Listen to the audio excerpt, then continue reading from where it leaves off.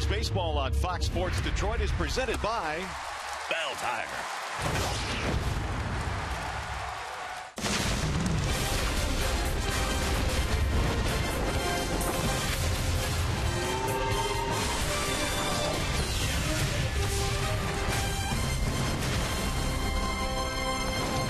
It is another spectacular day for baseball here in the Motor City. We have a Thursday matinee as we welcome you to Comerica Park. Game 3 of this series, featuring the Detroit Tigers and the visiting Pittsburgh Pirates.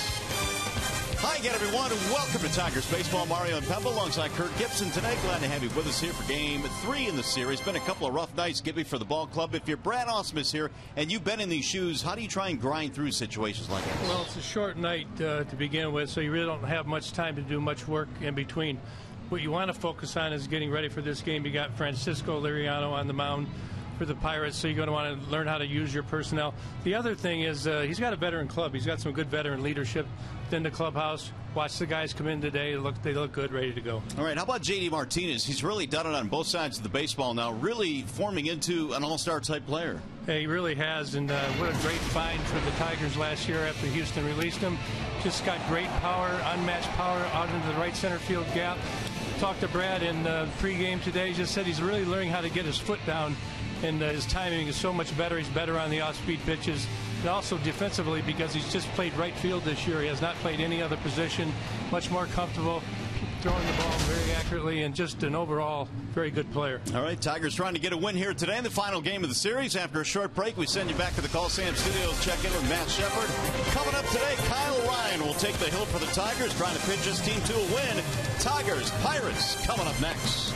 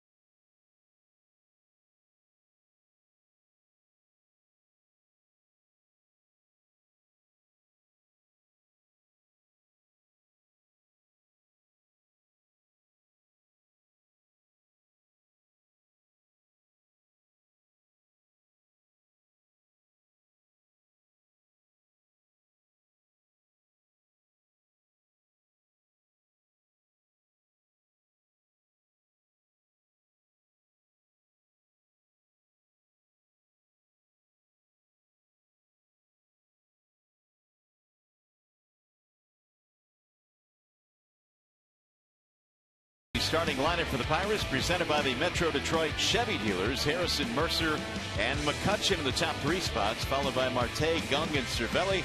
Neil Walker, big night last night, is at second base, and then Polanco and Sean Rodriguez. And we are ready for baseball here this afternoon as left-hander Kyle Ryan starts the windup, and here we go. The first pitch is a little low and away, 1-0 on Josh Harrison.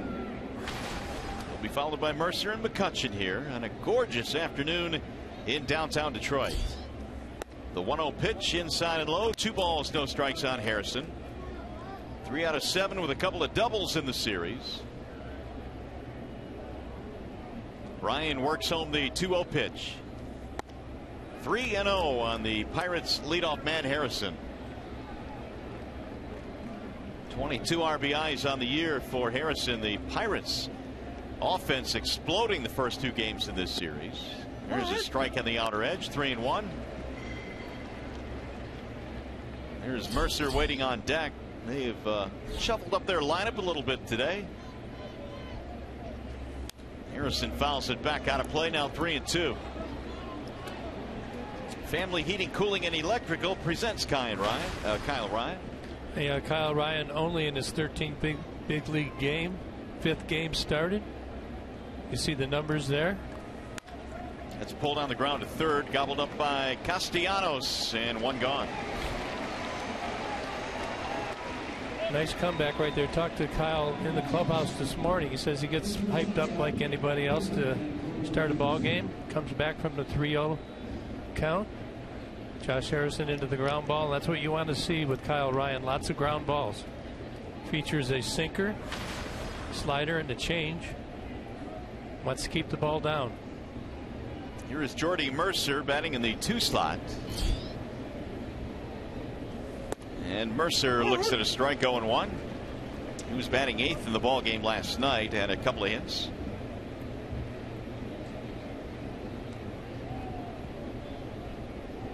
Ryan works home the 0-1 pitch. 1 ball and 1 strike. A good miss right there. Want to see the ball down in the zone. I'm going to say it all day. Last night ball got elevated and it went out of the ballpark. Now the 1-1 pitch. That's in there. A strike, 1 and 2. Kyle made his big league debut last year for the Tigers. In fact, he broke in with a bang, did not allow a run in his first 10 and a 3rd innings in the major leagues.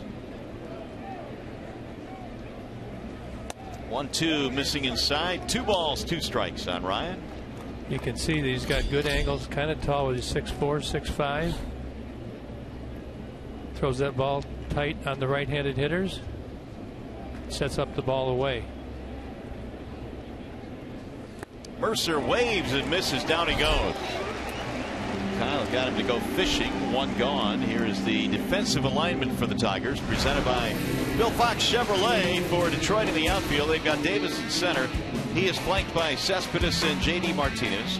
Castellanos and Cabrera on the corners. Iglesias, Kinsler up the middle. Ryan Holiday catching today for Kyle Ryan as Andrew McCutchen stands in with 2 outs. McCutchen is being utilized as the DH today, so in some ways a bit of a day off for him. Kyle made him move his feet there. 1-0. McCutchen has been pretty hot of late. He has an 8-game hitting streak for the Pirates. Pirates have been on fire since they got no hit by Max Scherzer. Not treating the Tigers very good last night. The good thing about baseball, you get to come back on a nice day game real quickly and erase that memory. Rolled foul, 1-2. Of course, Brad right now trying to get things turned around for the Tigers. They've given up a lot of hits and a lot of runs in the first 2 games in this series. And he's leaning on the youngster Ryan today to pitch as deep as he can into this ball game. 1-2 is just off the plate. His bullpen not too bad a shape, but I'd like to see some length out of Kyle Ryan, like you said. Here's the 2-2. Well, last night it looked like Simon gave he was going to be knocked out, and really he did a pretty good job to kind of straighten the ship a little bit and at least give his manager a few more innings. Yeah, he did. Third inning just did not go very good. A lot of elevated pitches. Actually, Neil Walker hit a home run on a pitch, wasn't that bad, but then the pitches to follow were not quality, and they made them pay. Fill the count now, 3-2 on McCutchen. Simon just unable to work on the corners and get the ball down yesterday. Listen to his post-game comments. He knows it. He'll work hard in between and be ready to go in his next start. Here's the 3-2. And McCutchen will take a walk. 2 out base on balls for the Pirates.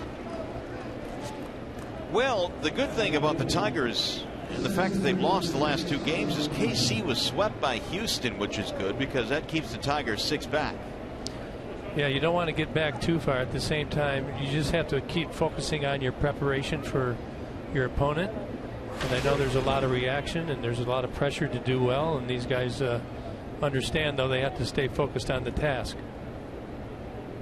It'll bring up Starling Marte. Marte, a .285 hitter, has a 7-game hitting streak.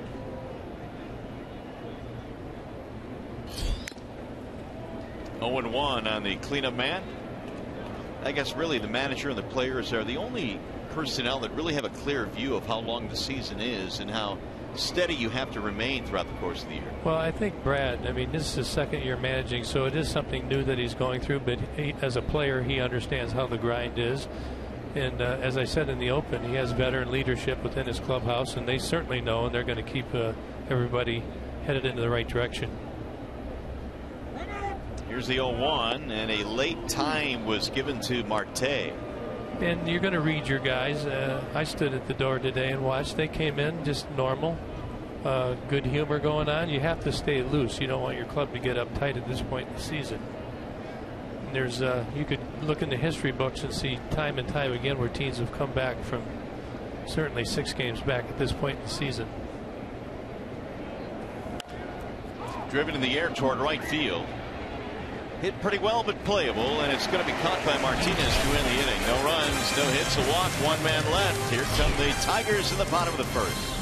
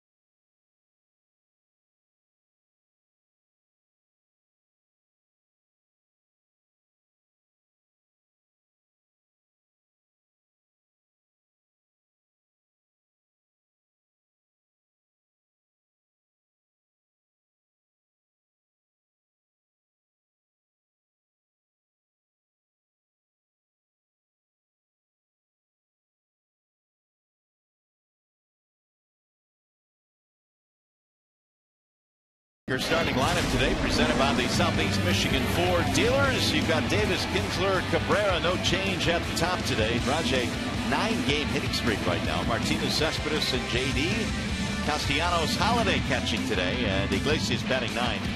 Playing shortstop, and they are facing the left-handed offerings of Francisco Liriano. Yeah, don't let the record fool you. He's thrown the ball very well, averaged 7 innings over his last 4. Pretty good. You see the whip there, 1.01. That's hits plus walks. That's a very low number.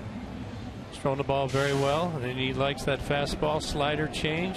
Lots of ground balls and lots of strikeouts, so very formidable. And we'll see if Rajay can reach base here to start things off. Davis at 281. Out in center field today for the Tigers.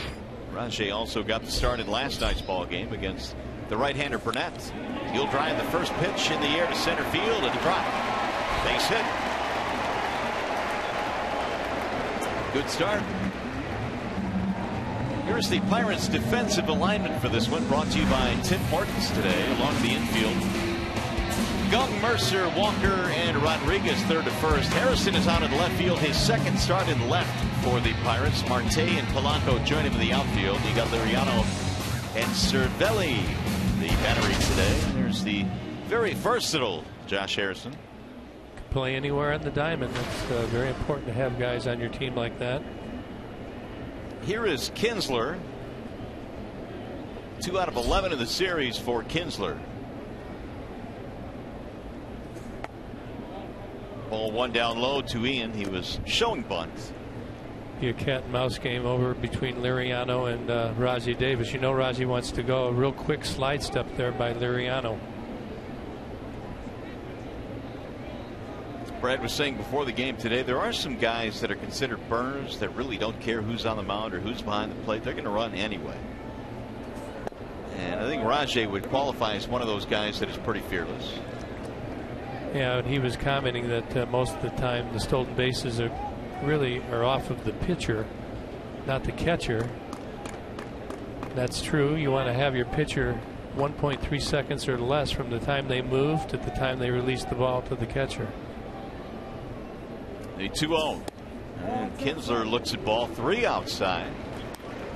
There's about a 1.2 right there. So from the time that Liriano first starts moving to the time the ball hits the catcher's glove, that's what you're looking for. Liriano's a big guy, 6'2", 215 out of the Dominican Republic. And he fires a strike on the outer edge, 3-1. Even quick there on a 3-0 count. Generally guys will slow down on that count. That's a pretty good count to run on. Rajay down at first has 14 stolen bases this year.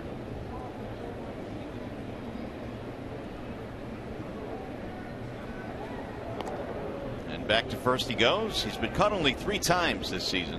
Yeah, it's a pretty good count to go on, although I think Brad will wait till it's 3-2.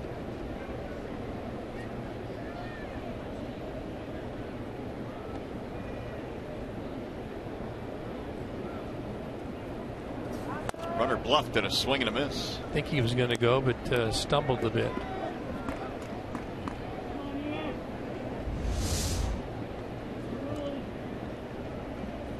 Didn't quite get the traction that he wanted. And Rajay put the brakes on. Full count now. Tigers batting in the first in the final game in this series. And there he goes on 3-2, and it's fouled off by Kinsler. Yeah, with the Tigers not scoring a lot of runs lately, I think you've got to force the issue here with Rajay. Probably be going again. Got to trust that Ian Kinsler is going to put the ball in play. Tigers have really slowed down a little bit in terms of stealing bases. In their first 43 games, they swiped 41 bags. Well, I think part of that is probably more guys on base, and again, your opponents adjust to you.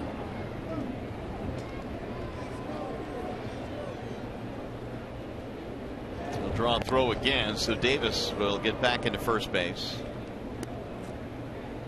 Looks like Rajay's got him figured out pretty good.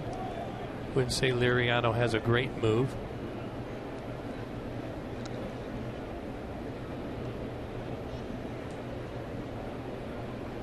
Runner holds this time, grounded toward third. This looks like it's going to be a 5-4-3, and it is. Double play ball off the bat of Kinsler, 2 gone. Pretty good job by Liriano there. He held the ball, so Rajay not able to go. Unfortunately, this is why you want to have him moving. Tigers hit into quite a few double plays. They have this year, no doubt, and they have emptied the bases now for Miguel Cabrera. Liriano last year won 7 games, lost 10, but had an ERA a little bit over 3, 3.38. He'll miss outside to Cabrera. Yeah, he's had great years since he's come over to the Pirates. Found a home under the good system from Clint Hurdle.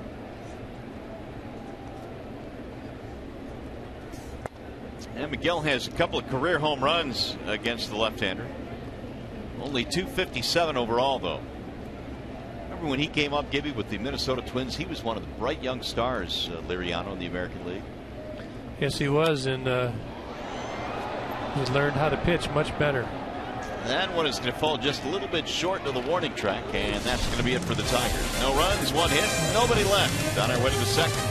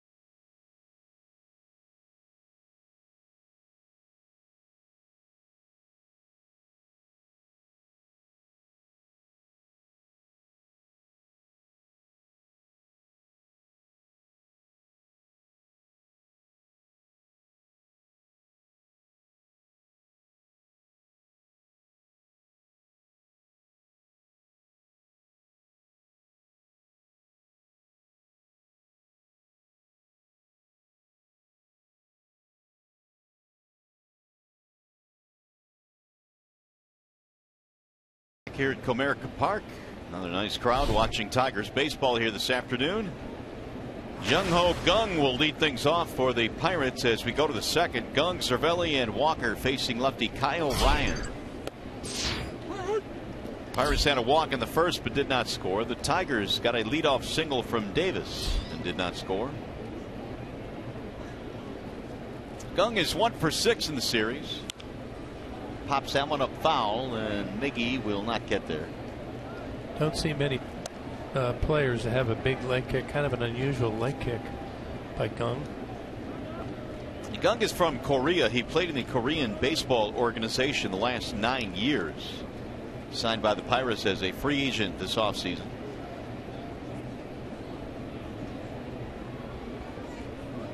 Ryan's 0-2. A lot of pitches inside last inning. Starting off again this inning and see if he goes down and away.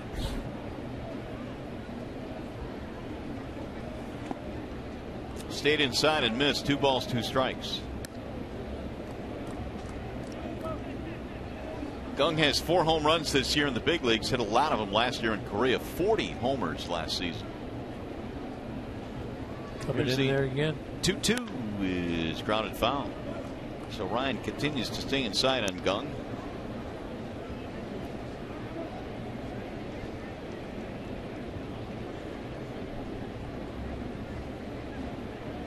Kyle career as a starter, 3.52 ERA. And he stayed away that time. Run the count full, 3-2. Tried to make the money pitch there, down and away with the fastball. Missed down. That's a good miss, though. Holiday flashing the signs today. The 3-2 pitch.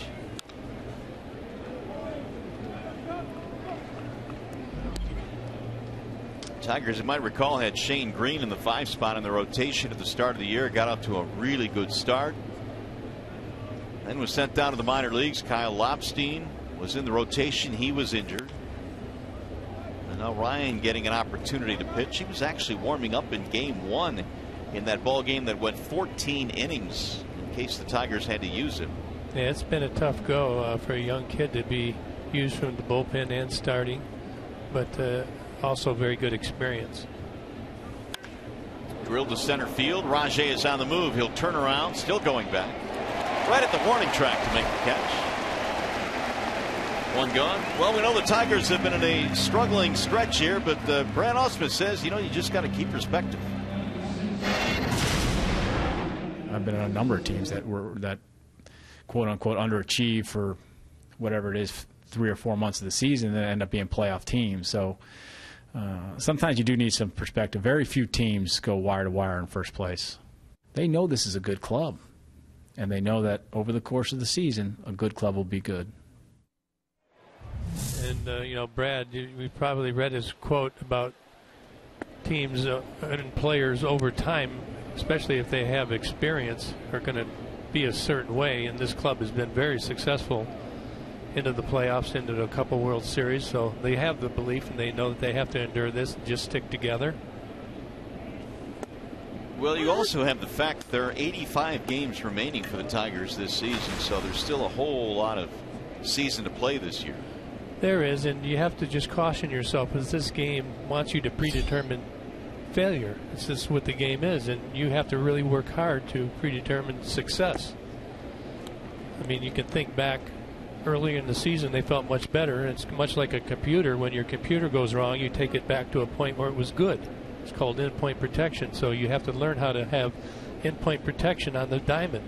So you take yourself back to a good emotion, what you feel, think about that, and go play the game. That makes sense, or did I confuse you? No, it makes sense to me. It's kind of like reprogramming that computer, right, to when it was going good. Exactly, and it's much easier for me to say that now than when I played. Yeah, well, I can understand that. But, there's a lot of organizations that have a lot of mind coaches that try to teach guys how to do that. Francisco Cervelli, the batter here. 2 balls, 2 strikes to count. And he looks at strike 3. He's out of there. 2 gone. Are more teams going toward the psychological part of the game and managing that part of the game for their players, do you think? I think they are. I think they realize the importance of it. It helps. You want to put yourself in the best position to succeed in the next play or the next pitch or your next at bat. And more so is learning how to store that positive event, weighing that more heavily than the negative events. Here is Neil Walker. But as you say, when you're on the field as a player going through the grind day in and day out, that probably can be a little bit more easier said than done. Because this is the game of failure, and if you get 3 hits, you're still failing 7 times. So if we do that in our normal life, right, that's not good. So you have to convince yourself otherwise in this game. And I'm sure there's many of our followers here on TV that you get frustrated as well. I might challenge you to do the same. In the air toward right field. That ball is slicing. It's going to drop foul. Just foul. And a lot of it comes from frustration. So I think we could all agree if we let frustration make moods and decisions that maybe not so good. Yeah, not so good. And that was real close there. Well, I think it's all about keeping perspective, isn't it? It is. And again, going back to Brad's clip, he's got a good handle on it, and he's watching his team. They continue to push forward. You just have to prepare for any given situation, put your players in a good situation to succeed at the time that you can have an impact and a positive impact on the game. Walker batting in the 7th slot today. 6 for his last 12. He's been hot. Count goes 3-1. Much better from the left side as a left-handed hitter than a righty, but last night hit a home run right-handed. 3-1 pitch. That's in the air toward right, not deep at all. As Martinez comes under it, JD will make the play. It's a 1-2-3 inning for Kyle Ryan. Nicely done.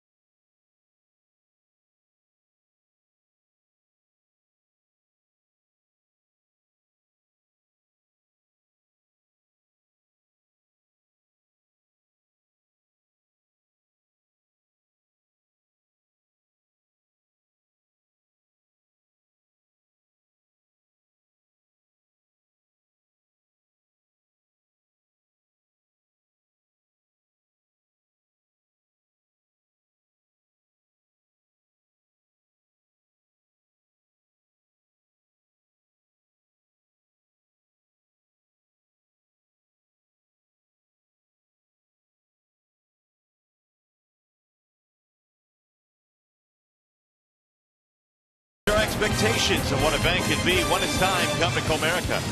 Chrysler, come discover great deals during the Chrysler Drive and Discover event. And by Lando Frost Premium Lunch Meat. Great tasting lunch meat and more. We got to get you on that little carousel or Ferris wheel there, Gibby. Good therapy for me. Yeah, absolutely. Well, here is Victor Martinez to lead it off, which brings us to our Bernstein advantage, the pitcher-batter matchup. And Victor has done really well against Liriano. 13 for 28 to be exact. Martinez batting righty against the lefty. Looks at a strike in the outer edge. Yeah, I saw Victor come in today. Looked very good. You play a night game to a day game. As a manager, you really have to watch how your players are. You don't want to push them too far. And I would imagine, based on his knee injury, you take an extra long look with Victor daily. Yeah, I think they pushed him probably a little too far earlier, and that was probably a lot due to Victor. He wanted to play. So they don't want to get into that territory again. But they've learned how to take care of it, I think, and manage it better as well. Liriano ahead in the count 0-2. He gave up a single in the first, but got a double play ball.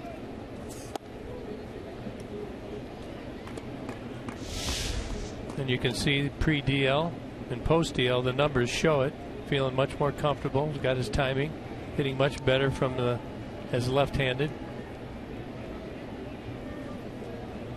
Victor went on a couple of games down in the minor leagues as a rehab assignment, getting some at bats. He'll roll that one toward the shortstop.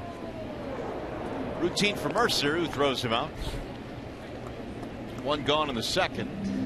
Hey, by the way, stay tuned to Tigers Live following the game. We'll select our Fox Sports Detroit Tigers player of the game, presented by McDonald's Big Mac and the 10-piece McNugget.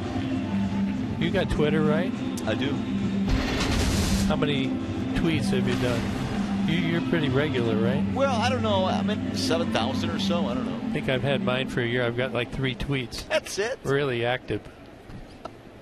People want to know what you have to say, Gibby. Come on now, pick it up. Got to be pretty eventful. Here's Cespedes. So was your first tweet, "Hi, I'm Kurt. I'm new to Twitter"? I don't remember. It's been that long. I think I announced our starting pitcher for our Australia trip. Nice. And then you didn't tweet again for the next, what, year and a half? It's been a while. I don't know. I guess maybe I still retain a little bit of my old-fashioned ways, hard-headed or whatever. The kids sure get after it. Nothing wrong with old school. Here's the 1-1 to Cespedes.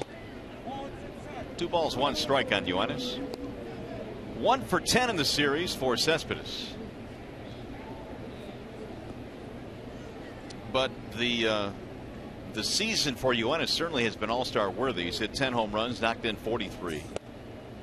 There's a strike called. And Gibby, he's one of those guys that really, until you see him play every day, you're not really quite sure what kind of an outfielder he is. We knew he had a gun, but he's played pretty good left field as well. He really has. He's got pretty good range and pretty good athleticism out there.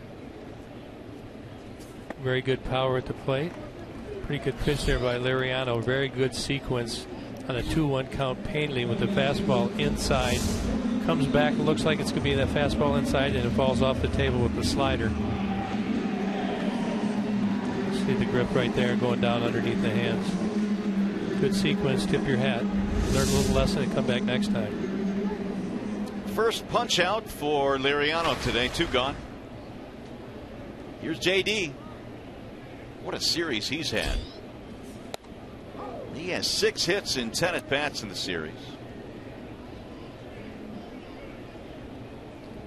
Modified shift right there. Only Rodriguez to the right side of the infield. Think they're going to throw him inside? That would be the game plan, although we have seen many times this year that pitchers do not pitch to the shift. Well, I think the design is that they do, and some players, if you throw them away, they're going to pull it regardless. Of course, we know JD's got great power to right center. If you look in the outfield, they're actually playing him to right center for the ball in the air, and they're playing him to pull the ball on the ground. Tried to hold up, couldn't do it. That's a good, yeah, that's a good slider right there. They're not seeing the rotation right now. well placed. Ball's just coming right out. There's no hump in it at all. It's just coming right out of the hand and slicing underneath the hand. Down he goes, swing and a miss. A couple of strikeouts for Liriano. Tigers go 1-2-3. And Tigers baseball today presented by Bell Tire.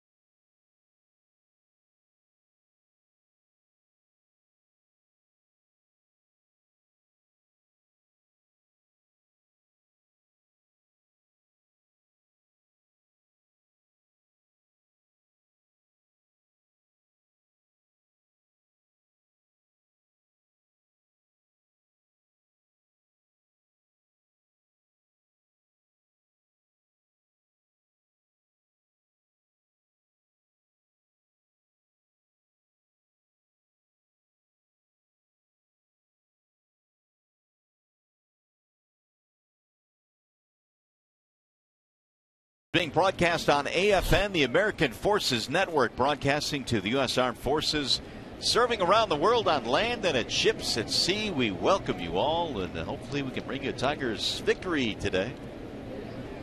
Kyle Ryan going back to the hill. The first man he will face is Gregory Polanco. He'll be followed by Sean Rodriguez, Josh Harrison. 8-9-1 for Clint Hurdle's ball club. Polanco, pretty good series, 4 out of 9. The 0-1 is outside, 1 ball and 1 strike. Polanco, very highly thought of prospect in the organization of the Pirates. Mounds of talent, can run. Sometimes a little over aggressive, as he's still a young player. If you're a defender now, he gets hits a ball in the gap or hard somewhere, you want to be looking to throw behind him or to get him trying to advance and take an extra base.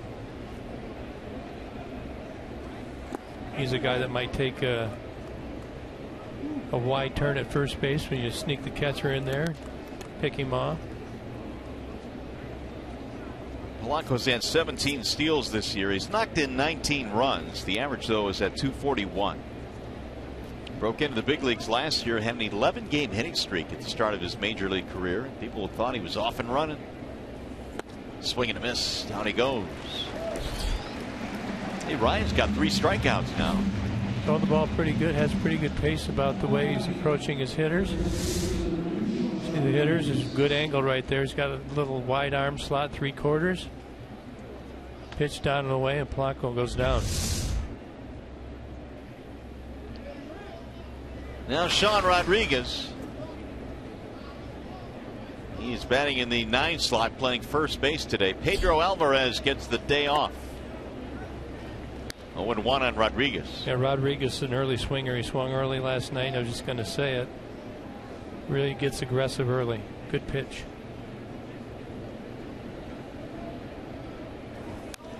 Off the end of the bat, 0-2 the count.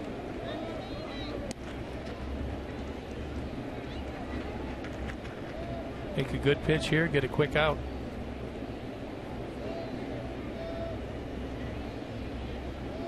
Here's the 0-2. Just off the plate. Little backdoor slider right there. just a little wide.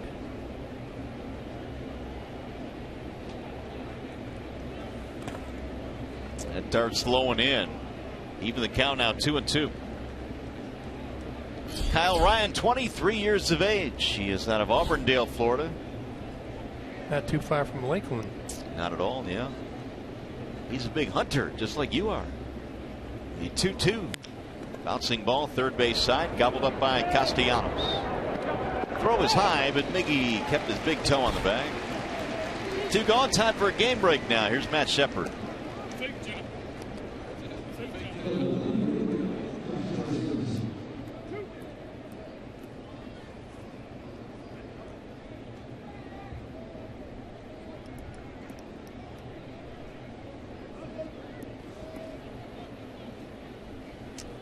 Shep trying to stir it up. We're not going to get into the All-Star argument right now, Shep. Is there an argument? Could be. There could be. Here are some numbers on Fernandez and Kane. Both of those guys outstanding. Speaking of outstanding, pretty good bunt there by Harrison for a base hit. Here's that graphic again. 2 guys that, well, you know, the Marlins are thrilled to have Fernandez back. Absolutely. He's got a great arm, and coming back from Tommy John surgery. You know, it's you want him to be back like he used to be, but you got to watch how hard you push him. But that's a pretty good matchup right there. Matt Cain pretty decorated himself.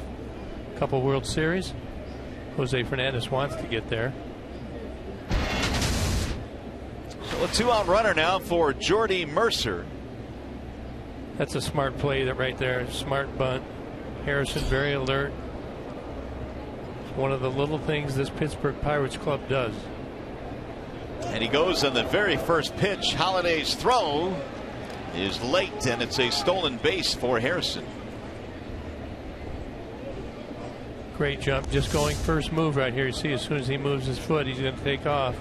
Just guessing he's going to throw the ball home. Doesn't give Holiday much of a chance. It'll be stolen base number 8 for Harrison.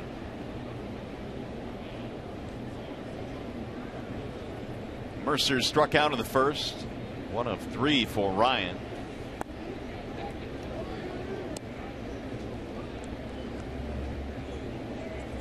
If you're Kyle Ryan, this is the guy you want to get right here with McCutchen on deck.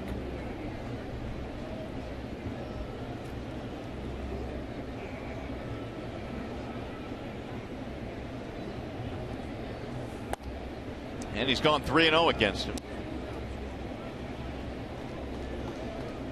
Kyle had a 1-2-3 second. He's allowed a 2-out bunt single and a stolen base here in the third.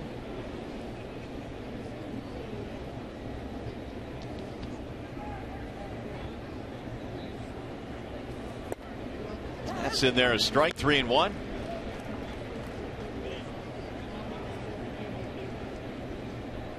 Kyle this year has thrown as many as 98 in a start. His last effort was in relief in Cleveland back on the 24th.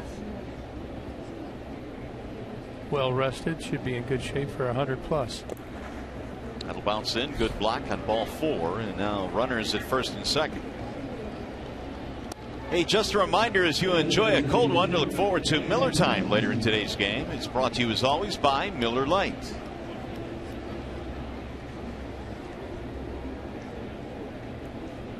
I'm looking at Kyle Ryan here, very slow to the plate. This is got to keep an eye on Harrison and Mercer. They will take second and third. McCutchen had a base on balls in his first at bat, so Ryan now has to deal with the number 3 hitter. Strike 1 to McCutchen. McCutchen's been very good with runners in scoring position over his career, and again this year. Since May 20th, hit .429 versus left-handed pitching. Whoa.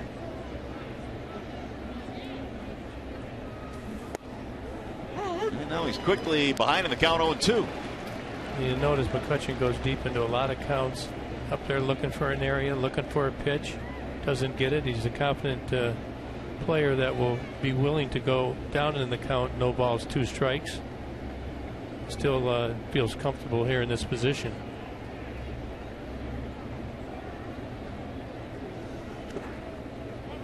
One and 2 the count. Seems like Kyle Ryan has been ahead of many of the Pirate hitters today and wasted a couple pitches. I'd like to see him be a little more aggressive. Well, he's had 5 3-ball counts, and he's gone 7 of 12 on first pitch strikes. Yeah, I'm not saying throw it down the middle, but if you make a good quality pitch down in the zone and on the corners, you're going to give yourself a chance to get out of this inning. Way outside, 2-2 now on McCutchen. Totally missed his target right there. Waiting on deck, the cleanup man, Starling Marte. And this is one of those moments for a young pitcher where you got to learn to control your emotions. Keep the game slow. Make a good pitch. Line and caught by Cabrera. The crisis averted. A single, a steal, a walk, and nothing doing. Nice job by Ryan.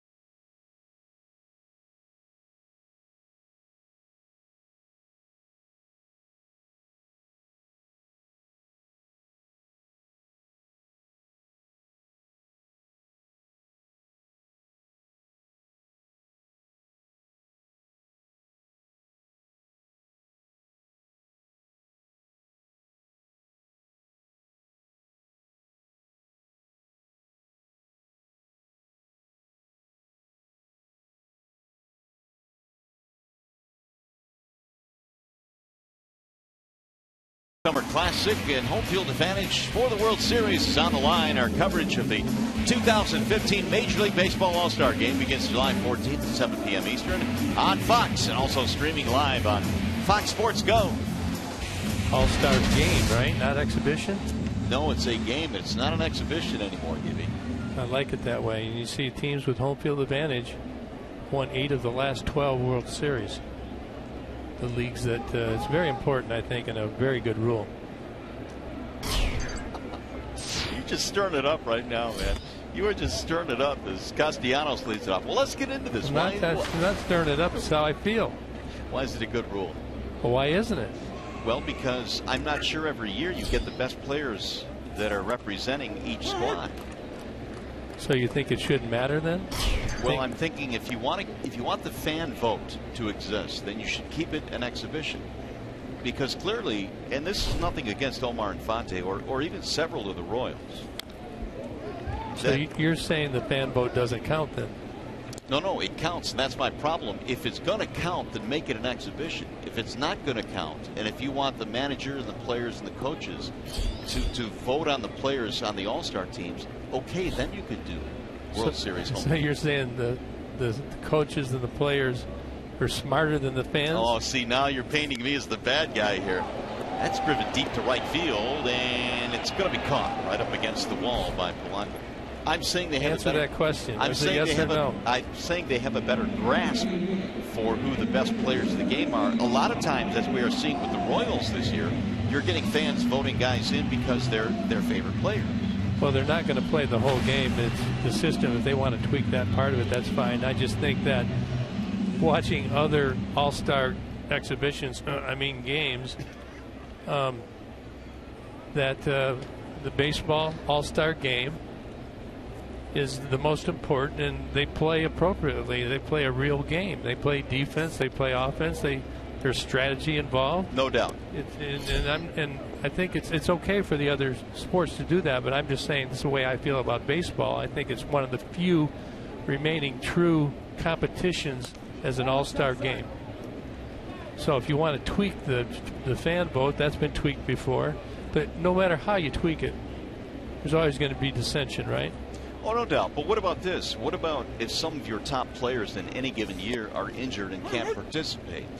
You know, that affects the quality of the rosters. And if home field advantage for your ultimate prize, the World Series, is in the balance, sometimes you're not getting the best teams representing the leagues. I think that a normal team has injuries and things they have to deal with. And I don't think it's any different. The ground ball to third, and Holiday is out. 2 up, 2 down here in the third. Well, by the way, here are some of the Tigers that are still hopefully looking for a starting spot. Iglesias second among the shortstops. And Miggy's right now leading the first baseman, Cespedes. As he should. Yeah, no doubt. Cespedes and Martinez among the candidates as well. JD is 9th among outfielders. He's a sleeper. I mean, he's had a very good year, and he's a guy that you'd like to see on the team. Maybe a coach pick or a fan. They have the last lottery pick. Right, fan vote. Final vote. 1 strike on Iglesias. So just to go back, do you think that the fact that it means something is a good element? I'm not saying let's put the fan vote to the side. Okay. No, I don't like it. I don't like home field advantage for the ultimate prize in your sport decided by one game, exhibition or not. So you think they should just alternate it? Yeah, see, that's the other problem with my argument, though, the alternatives. As Iglesias goes down, swings and misses, but yes, I would go alternate it. That's my final answer.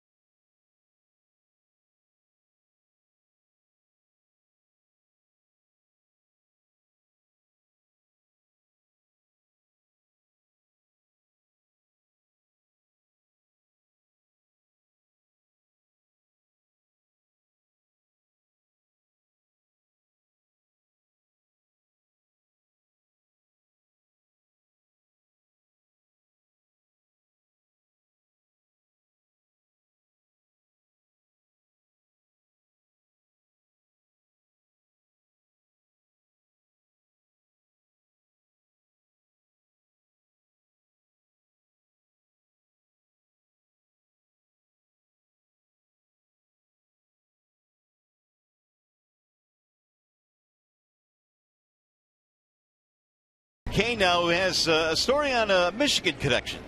That we do, Mario. You know, Pirates skipper Clint Hurdle grew up in Big Rapids, Michigan, was a huge Tigers fan growing up. I had a chance to talk to him before the game, and he said, you know, I remember when we drove from Big Rapids down to Detroit to watch the ball game, it was like going to see the Wizard of Oz. He likened Detroit to the Emerald City because obviously they don't have a lot of big buildings, or didn't back then in Big Rapids. But he vividly remembered the smell of the grass, the smell of the popcorn, and seeing the Old English D coming down with his family to catch Tigers games.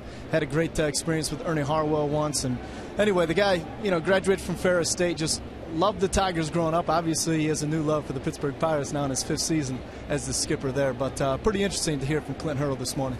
Thanks, Johnny. Yeah, it's really a neat connection. And Kirk, do you remember the first time you walked into Tiger Stadium and what you felt like when you walked in that old ballpark? Yeah, not the first time, but I do remember my parents used to take me there for Bat Day. It was around my birthday. I remember all the kids banging their wood bats on Tiger Stadium. Remember sitting in center field bleachers as a young kid, going down there in the bus.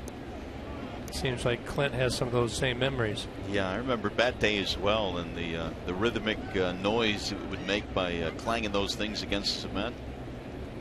That was not good for the stadium, probably, as we know it. Probably not. Here's the 3-1 to Marte. And there's a walk to start things off. So Ryan now has walked 3.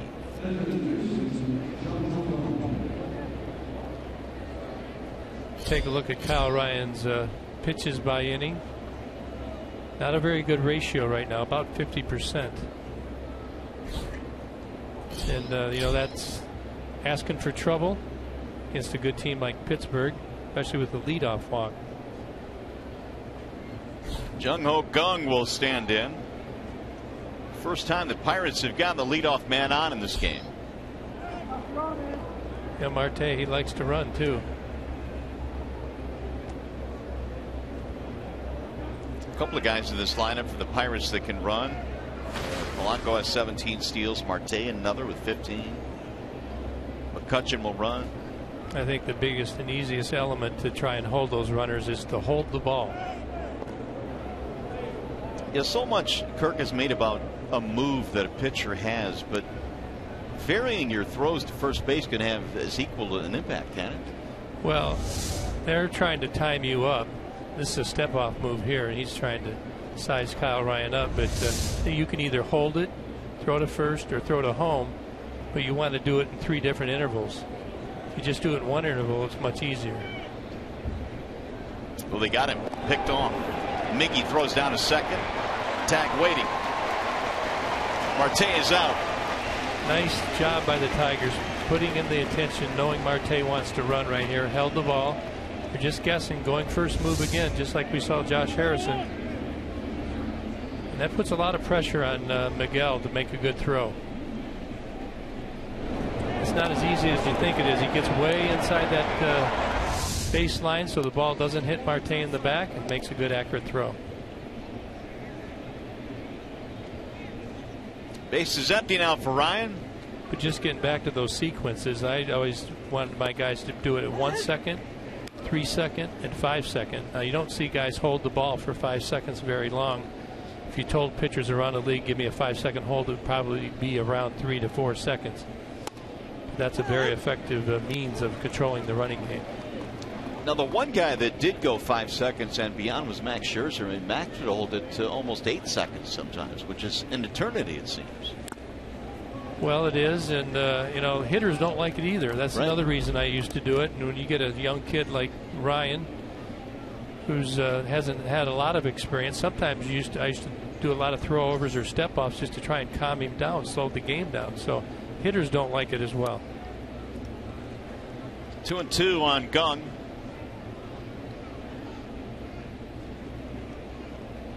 Every first base coach, if you look down there, you see a watch in their hand.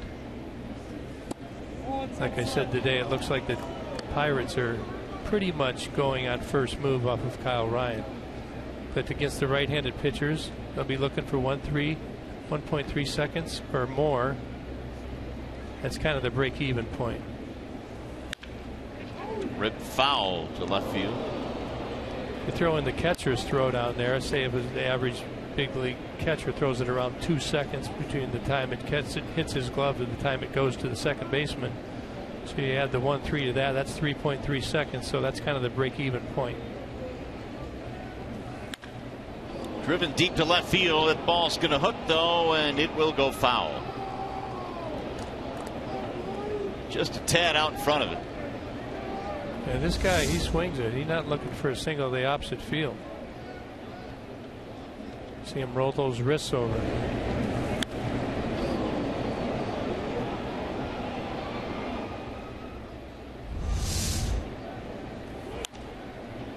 That's popped up. Right side, shallow right field. Kinsler. 2 outs. Continues to wear out the Pittsburgh hitters, and the ball's in on the hands. It's like a little cutter right there. You see him trying to cheat in there. Unable to make good contact. Here is Cervelli with 2 outs. Francisco with a strikeout in the second.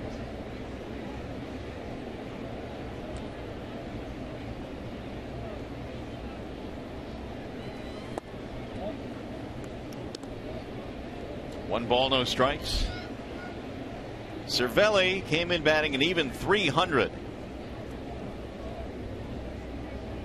Wearing out left-handed pitchers this year. A little bit outside. 2 balls, no strikes. Francisco's dad is Italian. His mother was Venezuelan, and so he grew up in Venezuela, but actually played for Team Italy in the World Baseball Classic. Back up for many years with the Yankees. Tap foul, 2-1. I tell you, I know that when he was with the Yankees, a lot of teams were trying to get Cervelli. It's a good pickup by the Pirates. Very good catcher.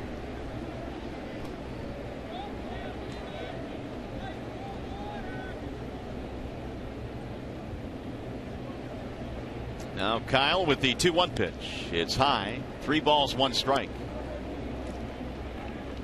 Cervelli was locked behind some pretty good ones in New York when he first came up. Jorge Posada was toward the tail end of his career. Russell Martin was there for a while when he was there. Hit well to left field. Cespedes moving back, still going back. Track, wall, looks up. It's going to go. It's a home run for Francisco Cervelli. And the Pirates have hit a few long balls in this series. It's number 4 on the year for Cervelli.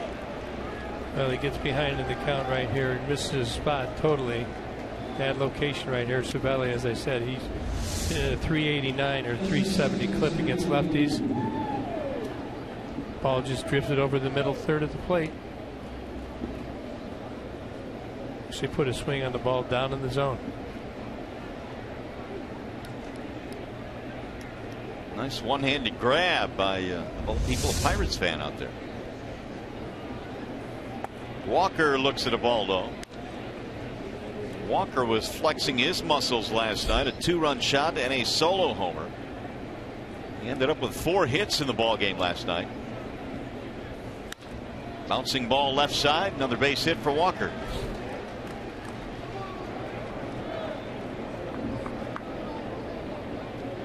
Well, it's time now for you to tweet your strongest fan photo. Use the hashtag DetroitDataStrongFan, and you just might see yourself in an upcoming broadcast brought to you by T-Mobile. I tell you, sometimes when you get hot, everything goes your way. I mean, that's a pretty good pitch by Ryan right there, and Walker just rolls it over, just seeing nice single. That'll set up Polanco now. Yeah, you got to cut this inning off right here. Pirates have 3 hits. The home run by Cervelli has given them a 1-0 lead. Ball 1.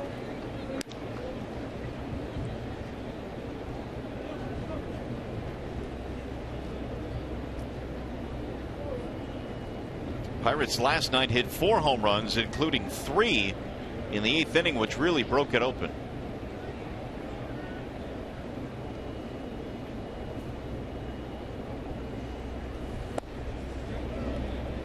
One ball, 1 strike on Gregory Polanco. He has played all 3 outfield positions this year. Tall kid. He stands 6 feet 5 inches tall.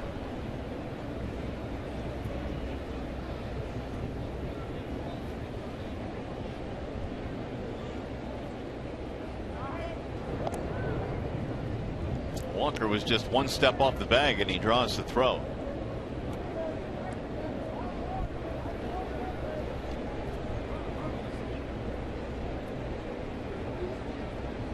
Polanco 4 for 10 in this series against Tigers pitching.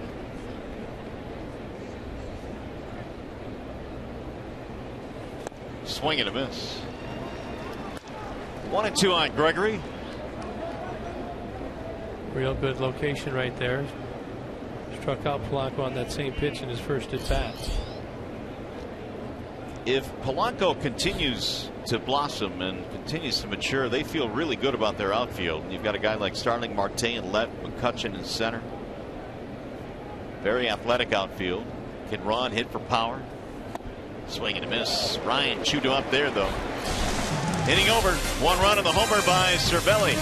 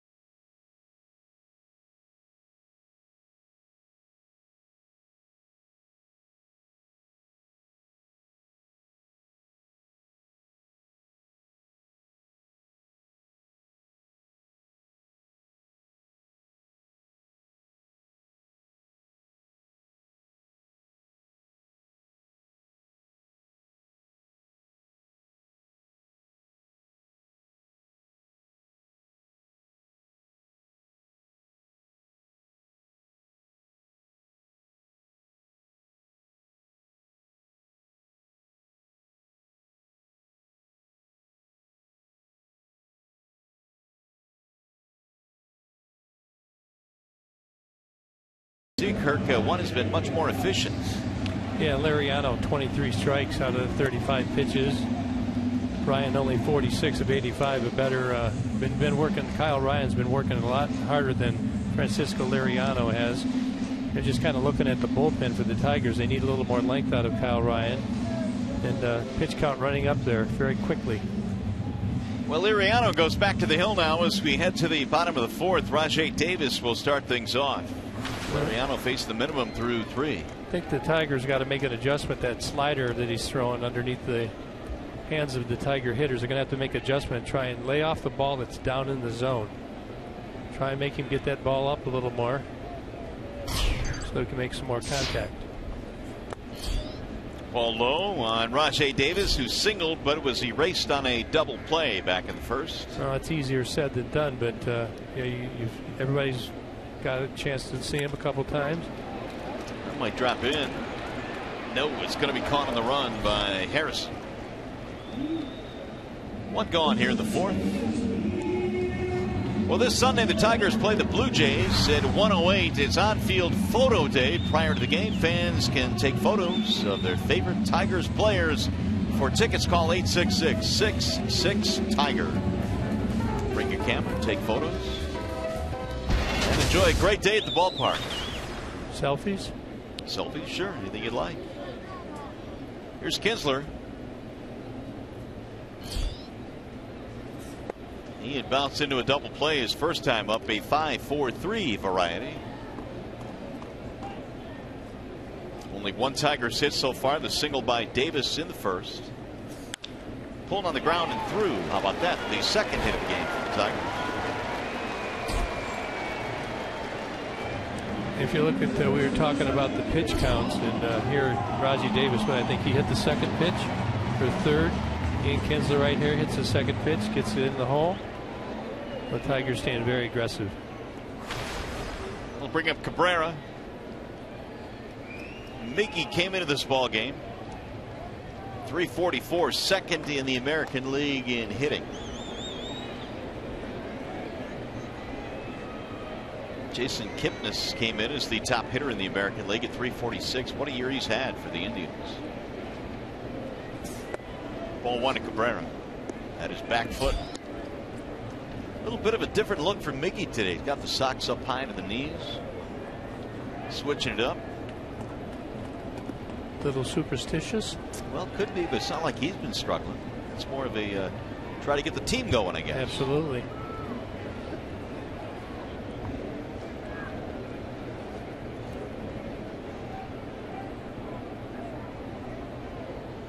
The 1-0.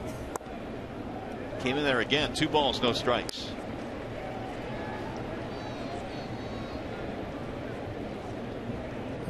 You see some respect from Liriano, not going at Miggy quite as much as he does the other Tiger hitters. You're going to make sure he gets that ball buried in on the corner or in off the plate. Cabrera flying to right field in his first at bat. Cervelli flashing the signs.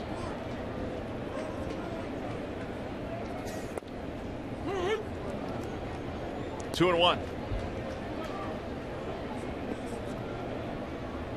A couple of milestones this year for Cabrera. He hit his 400th home run of his major league career in St. Louis earlier this year, and also reached the 1,400 RBI plateau.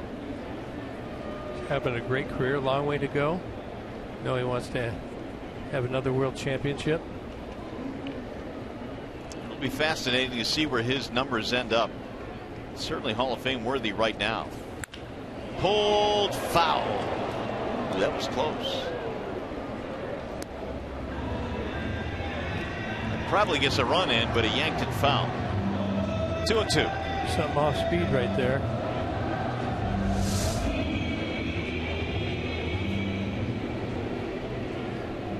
Those umpires down there, they got to get out of the way really quick. See Miggy getting the head out. I think that was something off speed. It looked like a changeup. Marvin Hudson was right there.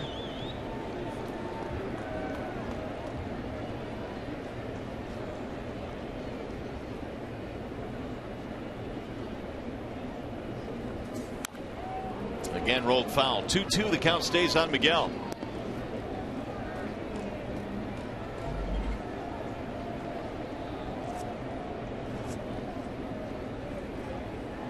Liriano had an ERA of 2.78 in the month of June. He was rolling last month. This Pirates team as a ball club, outstanding pitching. We saw 2 really good ones in Garrett Cole and AJ Burnett. And Liriano here today. Looks like a change up there. Fouled it away.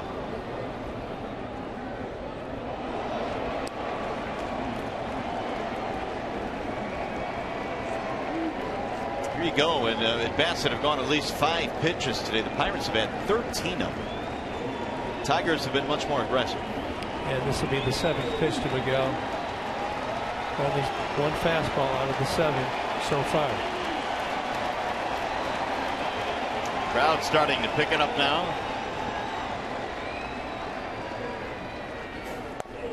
And he missed 3-2. Probably got to get him on the move here. Can't do it with Cabrera. Who can you do it with, huh? No doubt. No doubt. Kinsler at first base. You watch Cervelli, every time he sets up on that inside part of the plate there, it's pretty much been a slider.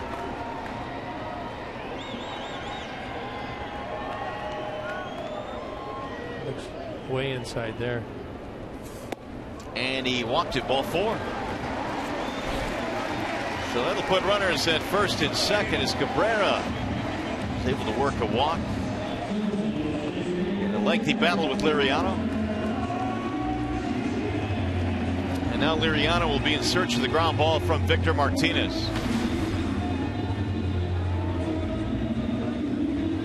He grounded out in the 2nd inning. He bounced out to the shortstop. We said earlier Victor has good numbers against Liriano. First time the Tigers have had a man in scoring position in this game. Kinsler, Cabrera on the bases. And again, as I said earlier, you want to get the ball up here. He's looking for the double play right here.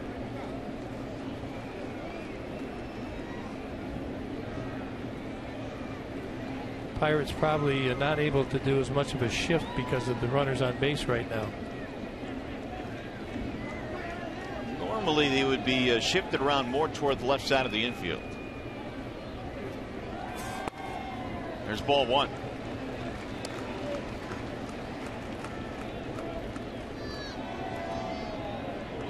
See, the second baseman would normally be over on this side, unable to do so. You got to have somebody cover that bag. He has to also cover second on a ground ball for the double play. In there is strike 1-1 on Victor. And Victor didn't like that call. Good two-seam fastball on the outside corner running off. Victor did not get the call.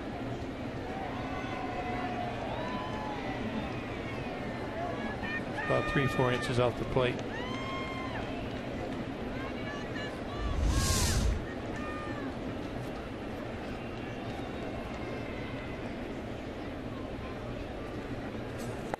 Swing and a miss. 1-2 on Martinez. That's a tough pitch right there. That slider it's a good one. He knows how to disguise it as a strike, and then it breaks down out of the zone underneath the hands. Ooh, outstanding. And now with 2 strikes, just hope you can get a piece of it, get a better pitch after that.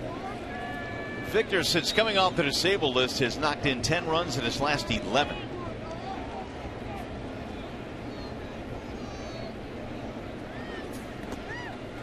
Cervelli blocks it. And it's 2-2.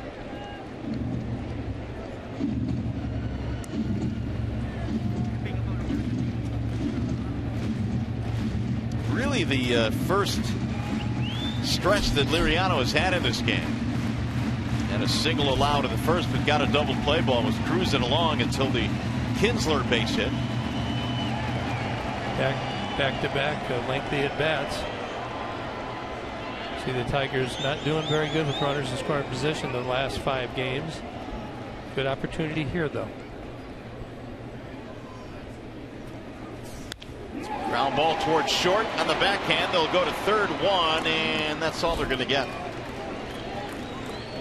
Mercer went to Gung for the force at third base. That's interesting. He went to third base with Victor Martinez running and thought he would still go to second base. Miggy at first decided to take the 1 out instead. That's good for the Tigers. Gives us another opportunity here. I think you're right, Kirk. He gets a double play here. But you got Victor running to first and Cabrera going to second.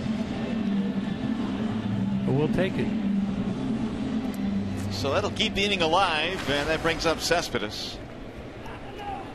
And Liriano struck out Yoenis back in the second.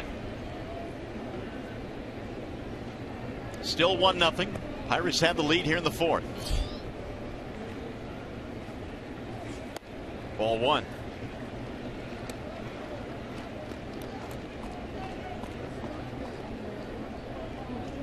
So Liriano now has the pitch count up to 53 at this point.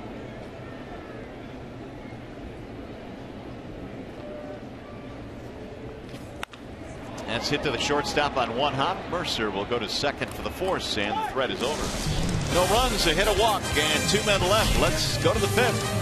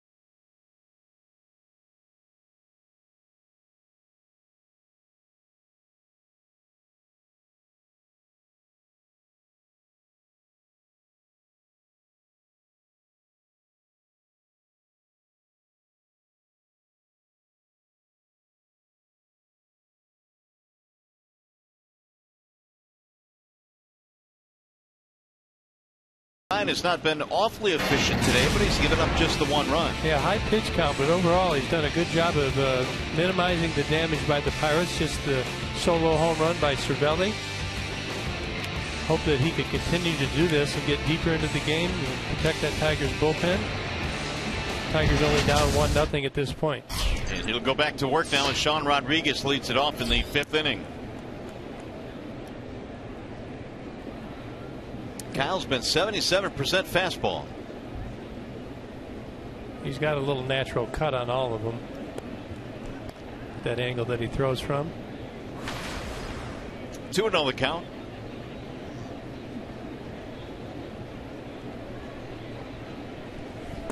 As a left-handed batter in your playing days, Gibby, when you faced a guy with throwing from this side with that arm angle, how difficult was it? Well, he's all the way over to the left side of the rubber as well, so it's hard to pick him up. And he's issued a 4-pitch walk here to the number 9 hitter, Rodriguez. It's the 4th walk of the ball game now for Kyle. And for the 2nd straight inning, the Pirates have gotten the leadoff man on.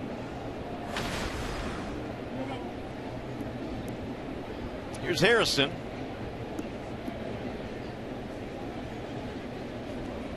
You can do a lot of things with the bat. We saw that back in the 3rd, a bunt single and a steal. I don't think because of Kyle Ryan's inability to throw a lot of strikes that they would hit and run here.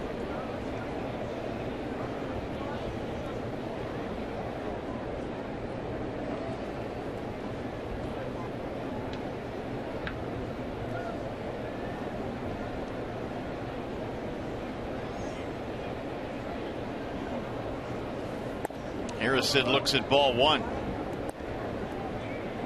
Harrison started the season very slowly, hit just .213 in April, but has since picked it up.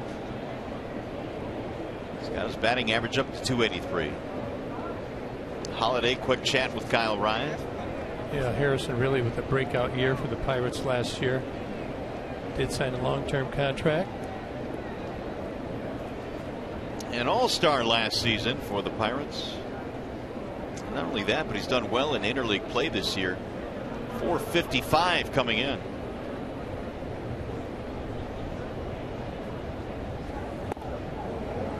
Now he's gone 2-0. So Kyle has missed on each of the first 6 that he has thrown here in the 5th. He's going to bring out Jeff Jones as well. Yeah, they've got Al Albuquerque up in the bullpen. Look at Kyle's other starts. He's done a pretty good job. This game kind of mimics his starts. Got to keep an eye on him and keep a short leash as he gets later into the game. Want to keep this game close. Ryan has not walked more than 3 in any start this year until now. He has 4 base on balls in this game.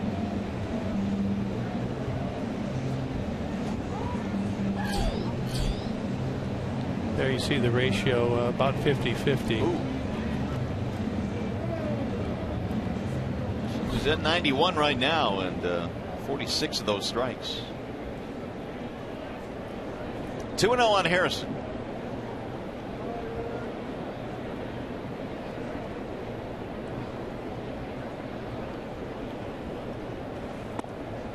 Three balls, no strikes.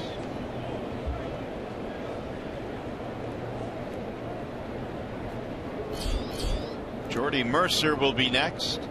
Pirates took the lead on the Cervelli solo shot in the 4th inning. That's in there, a strike 3-1.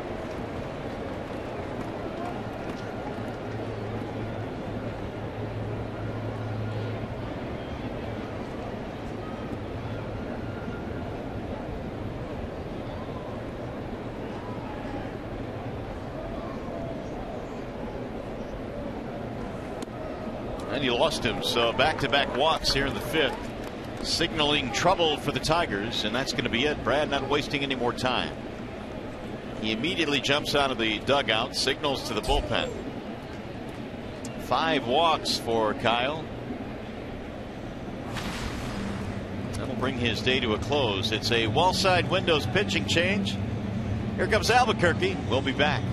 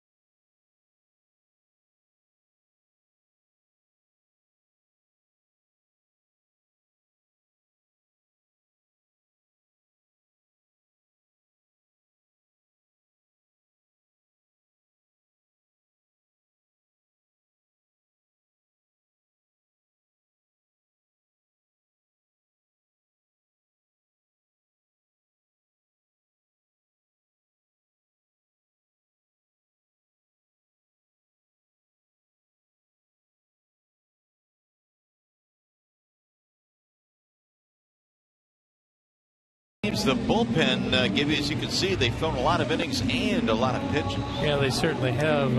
Really 11 innings, 11 1/3 innings out of the 22 innings that the Tigers have played in the last 2 games.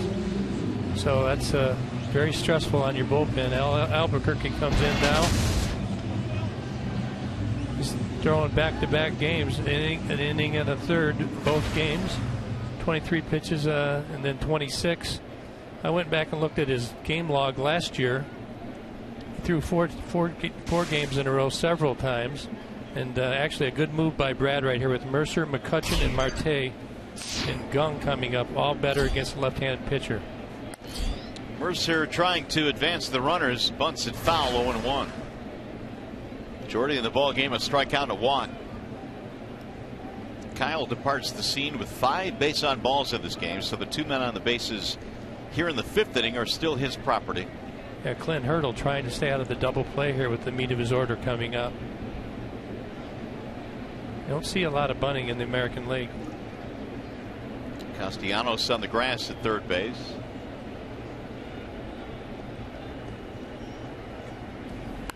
And that is bunted back toward the mound. Albuquerque will get the out at first.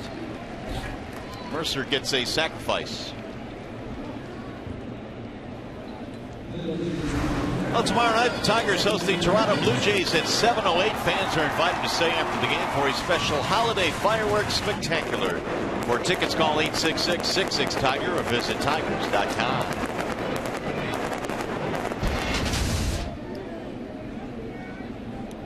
Now McCutchen with 2 men in scoring position. Walking a line out. He was up there with a couple of guys on in the 3rd, but lined out to Miguel Cabrera. Yeah, this would be who you want at the plate if you're a Pirates fan.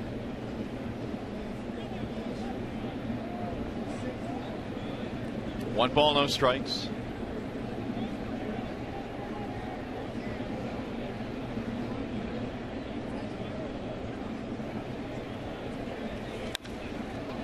High fly ball. That's into right center field. Deep enough to score the run. JD goes back to the gap to make the catch. Both runners will move up. And scoring on the play is Sean Rodriguez to make it 2-0.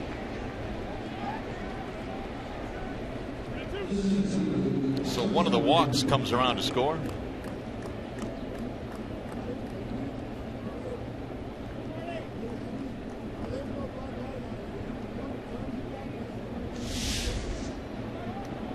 McCutchen's been a special player. In fact, 300 average, 50 or more homers, 50 steals, since 2012. A couple of other guys on that list pretty good. Yeah, he's been pretty steady for the Pirates. Gets better every year.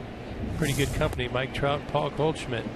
Well, you know all about Goldschmidt. He's a player that a lot of American League fans really don't know a whole lot about. No, they don't. Yeah, I'd rank him top 5 players in the game for sure. You wouldn't know it, but to stay tuned. I promise you, you'll see that in the days to come. Marte, the batter, with 2 outs. 1 ball, 1 strike on Starling Marte. Pirates have added another run. They lead 2-0 here in the 5th.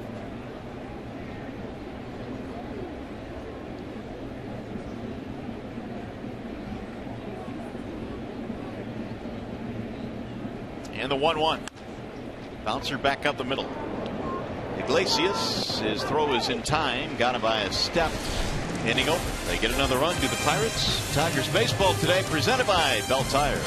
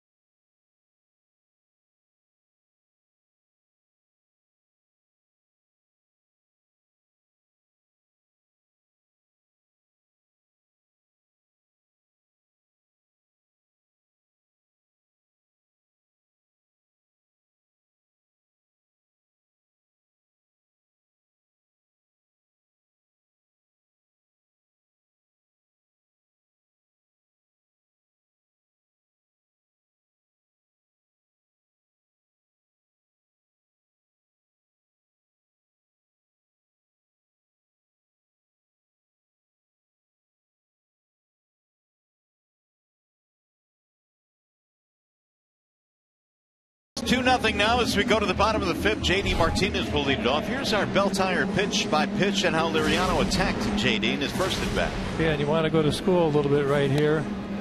You see he starts him up a lot, throwing him a lot of pitches inside, sliders, cutters. Done that to a lot of the Tiger hitters today, and like I said, you got to try and focus up in the zone. Try and lay off that ball coming down underneath your hands.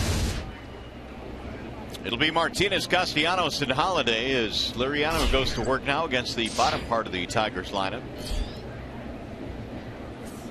Swing and a miss. Now just looking back to that last inning, you got 2 walks to lead off the inning, so first and second, nobody out. Get out of it with 1 run. Not bad by the Tigers. Pretty good job of managing the game.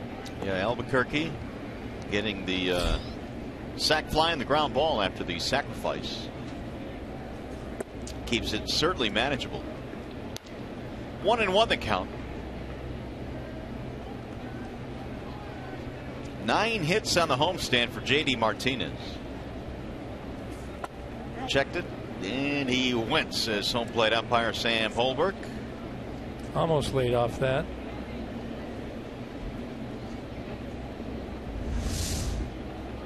See the bat head just breaking the plane here.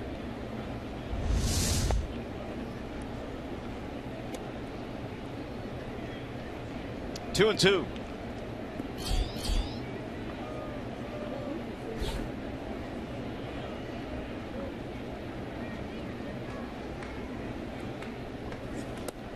Now running full 3-2 on JD. He's throwing that slider underneath his hands on a couple of pitches and 2 changeups on the outside part of the plate, so he's introduced a new pitch to the repertoire.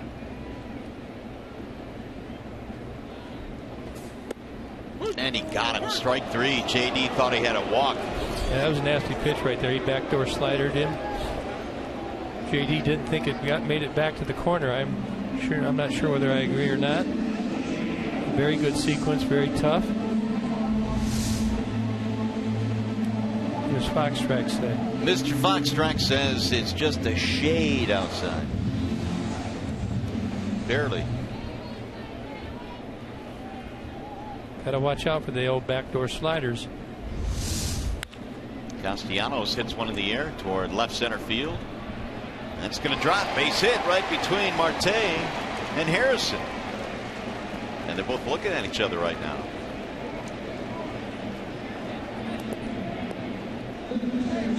One out single. Yeah, day game. Sometimes you don't pick up the ball very good in the outfield. A lot of fans in the stands, a lot of white shirts. Don't get a break. But Marte doesn't play a lot of center field. And Harrison does not play a lot of left field.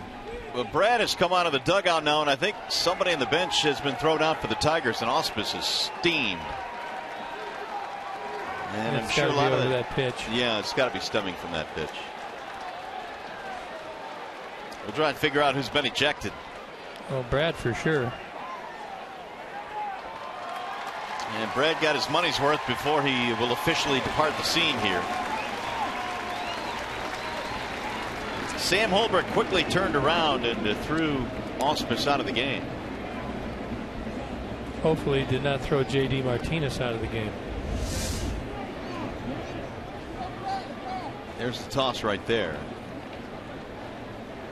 Brad pretty animated right there. I'm sure he's frustrated. We don't see Brad animated all that often, but there are times, and this is one of them. One of the things when you get out there in those confrontations with the umpire, you certainly don't want to bump them. And there are some crafty umpires who will induce a bump. I was about to ask you that. There's a high fly ball to the left. That'll be playable. The left fielder Harrison. 2 gone. So you're telling me you'll go out there and all of a sudden you don't anticipate a bump, but somehow it just happens. All of a sudden you're a lot closer than you thought. I assume that's happened to you. I'm not going to name any names. Come on. Actually, I got into a confrontation one time, and the umpire actually got suspended. They kept it quiet, but I was actually right. Wow. How about his initials? Not going to do it. Here's Iglesias. 2-out runner at first base. The Tigers without their skipper now. Brad Ausmus has been ejected. He gave the lineup card to Gene Lamont before departing. Gino's managed a few games in his life, huh? He has indeed. He's been a manager of the year. A lot of baseball experience. Half swing grounded right back through the middle. This might be a tough play. Quick throw, not in time. Once it got by Liriano, it's going to be tough to make that play.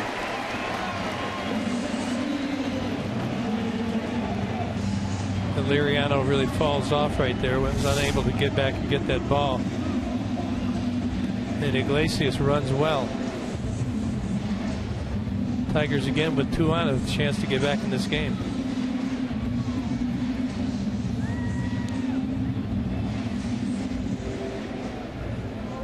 Easily safe. So here is Davis, who extended his hitting streak to 10 consecutive games with a single in the first. And you've rolled the lineup over here. Now it's his 3rd at bat. Ground ball to short. And Mercer has this one, and just like that, the rally is over. No runs, 2 hits, 2 left, 5 in the books in Comerica.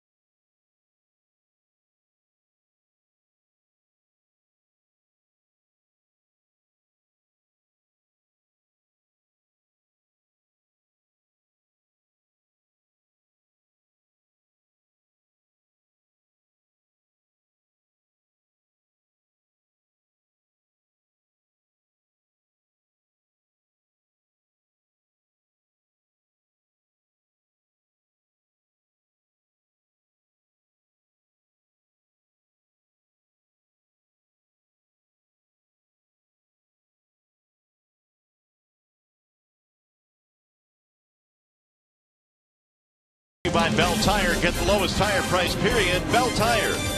Myers, save big with M-Perks from Myers. Sign up at mperks.com. And by Chevrolet, find new roads. Spectacular day at the ballpark today. Tigers, however, trail the Pirates 2-0 as we go to the 6th inning, and Albuquerque is back on the mound. J.D. Martinez still in the game, and Brad Ausmus has been ejected.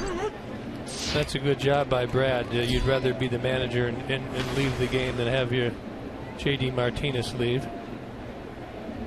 Jung Ho Kang will lead things off against Albuquerque. 1 ball, 1 strike. Kang is 0 for 2, fly out and a pop up. Al came on in the 5th after back-to-back walks by Ryan, and allowed just the 1 run.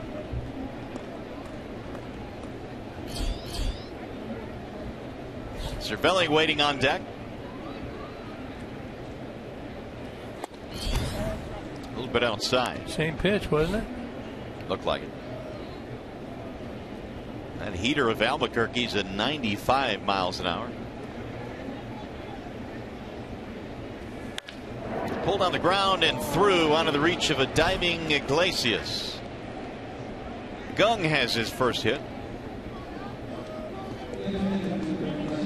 Yeah, Iglesias not happy. I don't think he picked that ball up off the bat very quickly. See a little delayed reaction here.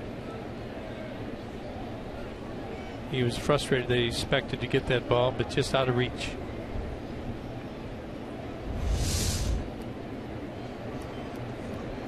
So that'll be the 3rd straight inning now that the leadoff man has reached for the Pirates, and that'll bring up Cervelli.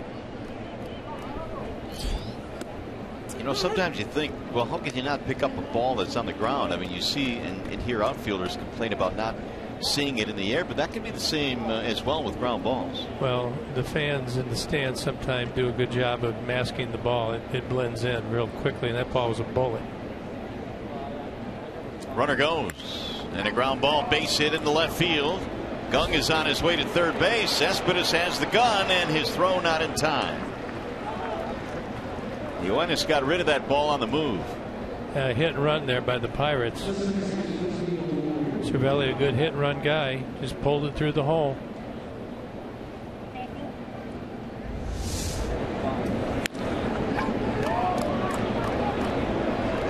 Iglesias playing up the middle, unable to get over there and get it. That's a real dangerous throw by Cespedes. You want to make sure you hold that runner to first base.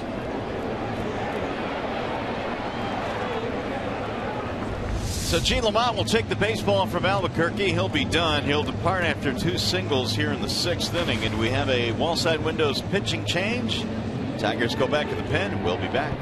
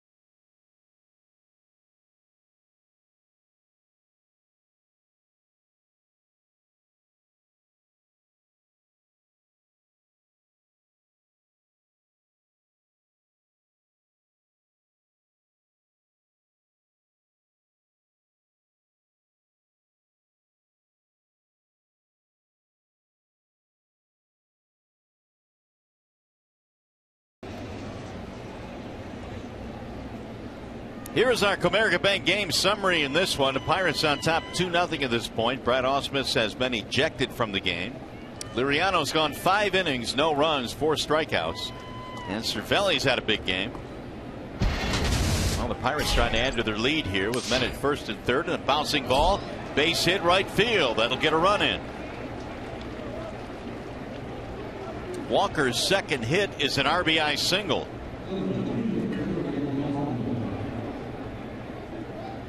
Hung its curveball right here. This again, not a real hard hit ball right here, but when things are rolling in the right direction, you see Walker just shooting it right through the hole right there.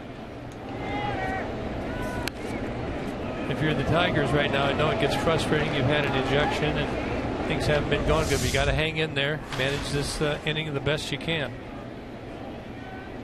There are numbers on Hardy. That is only the second inherited runner that he's allowed to score.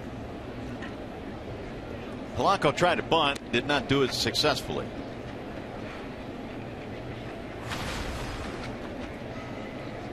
(3-0) Pirates. Polanco, a couple of strikeouts in this game.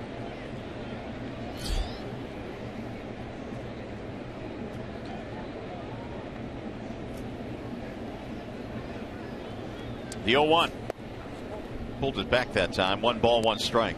Yeah, the Pirates playing National League ball right here with the bunt. Again, you don't see it a lot in the American League. First and second. Nobody out, trying to get 2 guys in scoring position for Rodriguez.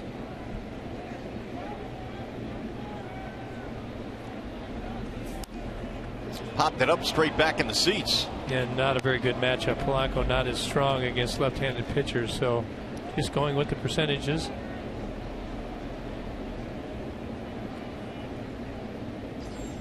So with 2 strikes, Polanco continues to look down at Rick Silfield, their third base coach.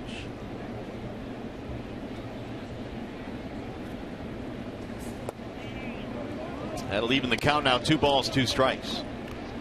Kyle Ryan started. Albuquerque came on in the 5th, and Hardy now in the 6th inning.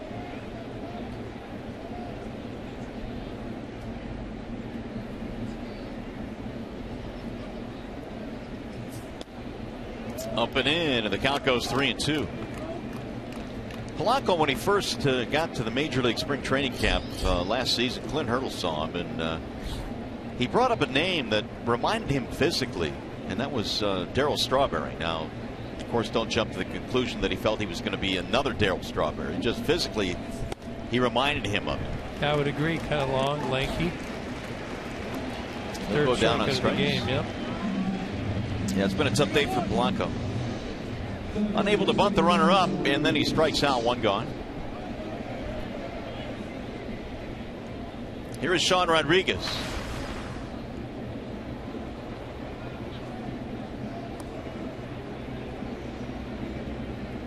Walk and a run scored in the 5th inning for Rodriguez.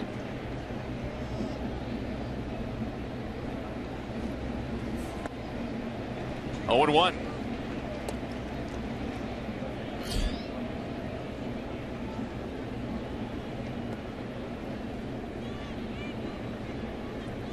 Single runs in each of the last 3 innings for the Pirates.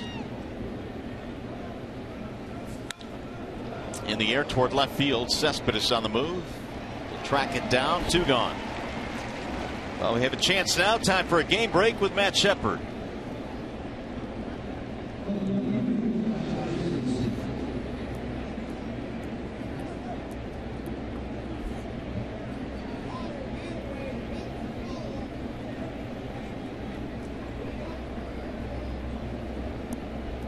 Yeah, that is not surprising at all. What a talent that Fernandez is. Yeah, he was tough to beat before the Tommy John, and if he's healthy, he'll add a big boost to that Marlin team. And he is an exciting guy to watch. Harrison looks at a strike. 0-1. 3 runs, 6 hits for the Pirates. No runs on just 4 Tigers hits in this game.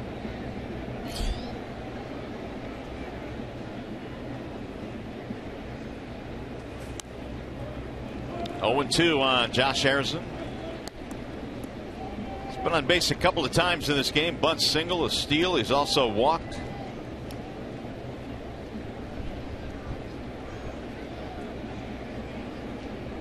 Last year, his first full season in the major leagues, and he actually finished top 10 in the MVP voting.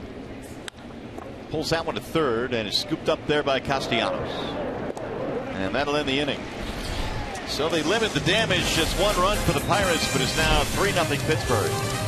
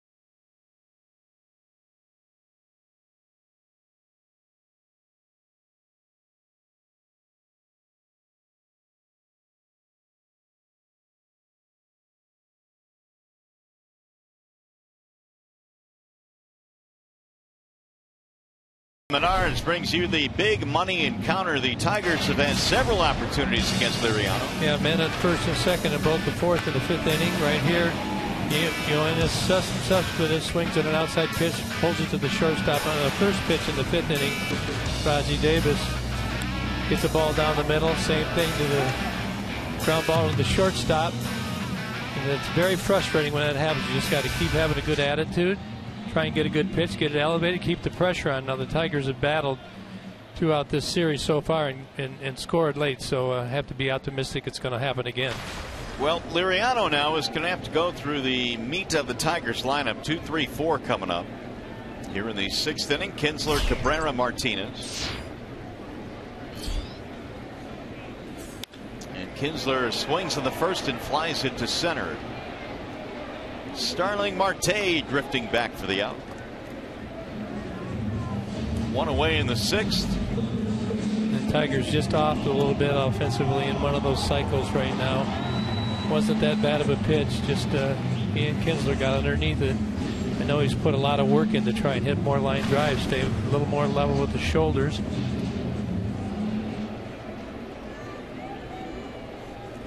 Cabrera, fly ball and a walk.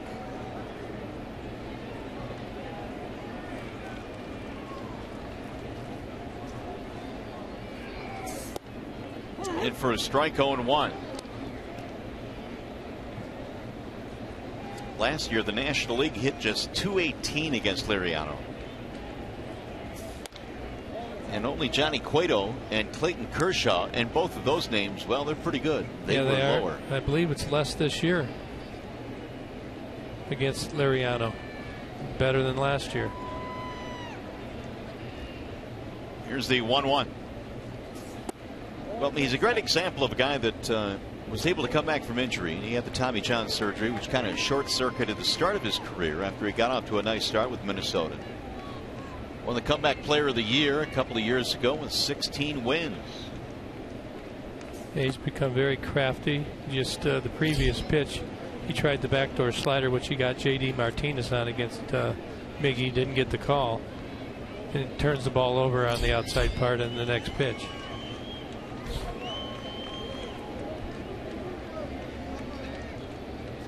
Three and 1 on Cabrera. 3 and 2 on Miguel. Mickey having a little conversation there as well.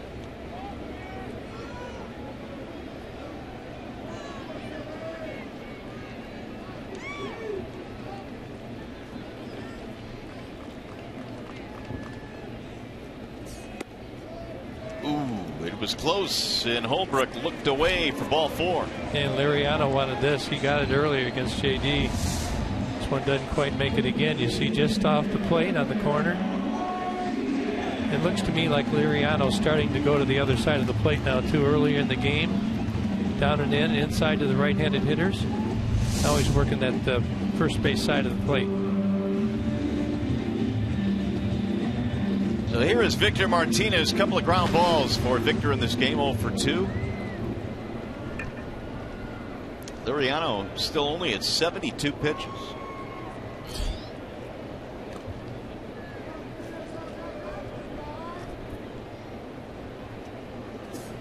And Victor takes ball 1. Again, Liriano staying away and just missed that outside corner.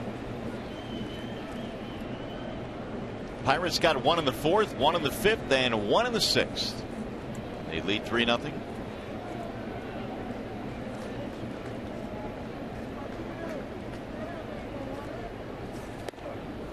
Whoa. 1 ball, 1 strike. Victor tried to get two runs on that swing. Looks like a changeup, high changeup out in front.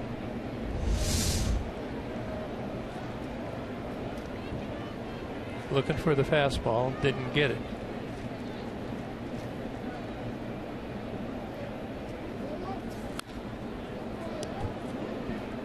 One ball, 2 strikes.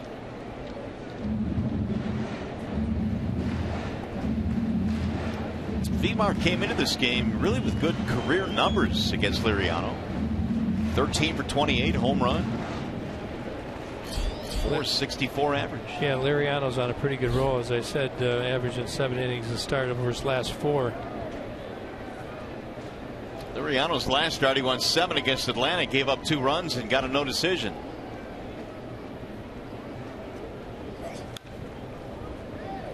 Victor spoiled that one. 1-2, the count stays.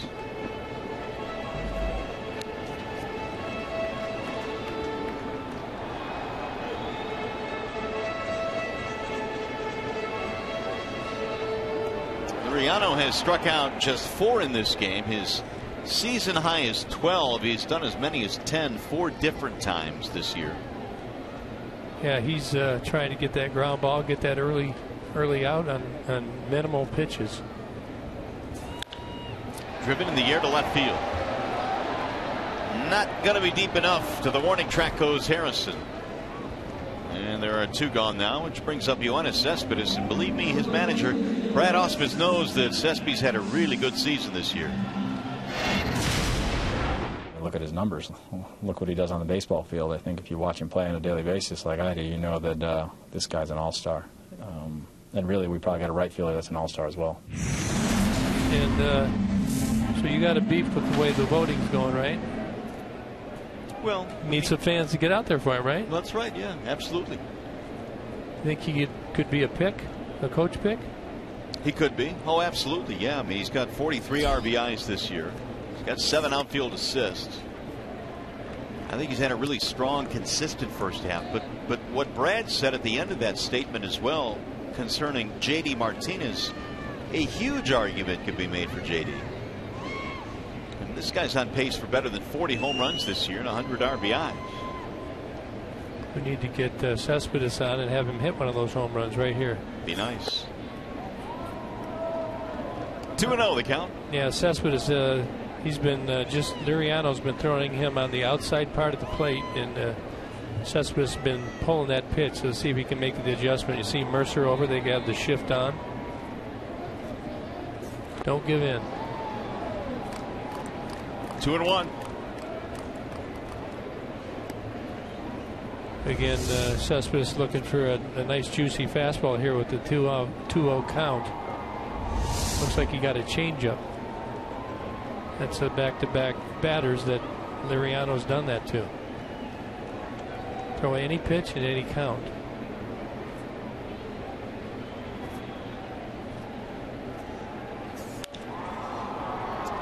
see if this one gets back out of play. It's sailing back toward the seats. And Rodriguez not going to get there. Kirk, when you guys made your decisions in Arizona on when and how to shift certain players, was there any threshold for a minimum number of at-bats before you decided, okay, this is a trend with a certain guy? Well, I think you look at the data and you understand what you have with your pitcher and how accurately they can execute the game plan, and you just get a feel. You watch them take batting practice as well. You see how they execute batting practice. You see a guy that can't hit the ball to both sides of the field, that would influence your decision. But yeah, there's always a threshold. But you always watch the guy's last 2 weeks, what he's done the last 2 weeks. You can filter it many different ways. So if you've got pretty dominant data over the last 2 to 3 weeks, then you might be more inclined to put a shift on with minimal, not a lot of at bats. There's a lot of different sites that you can go to. You can get that data, and we'll get into it as we go along. That is popped up first base side. Sean Rodriguez in foul territory is going to handle it. And that'll be it for the Tigers. No runs, a walk, one man left. We mosey on to the seventh.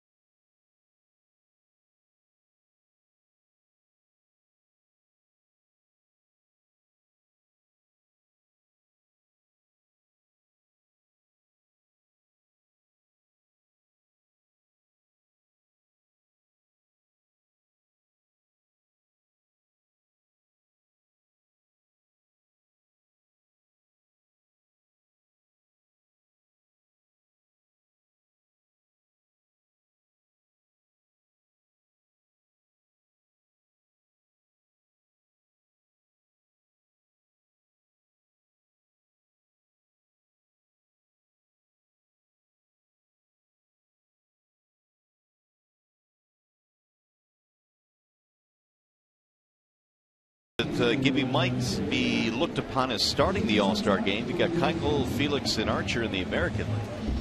Yeah, I picked Keuchel. I just like the way he throws the ball. He's really had a great season, and Max Scherzer in the National League as well. He had a 3-game swing there, as dominant as you can get. But any one of those individuals would be fine representatives. Yeah, I'm with you on those two selections. I think Keuchel's just been really, really good and consistent this year, and of course Max with the near perfect game and a no-hitter in that stretch he's been on. Jordy Mercer is leading it off, and he rips one down the left field line. Fair ball. Cespedes is going to go chase it. Mercer is on his way to second, and Jordy's in there with a leadoff double here in the seventh. I tell you, the Pirates have just been getting that leadoff man on base. Was that third or fourth inning in a row? Fourth. Puts a lot of pressure on your staff, on your defense.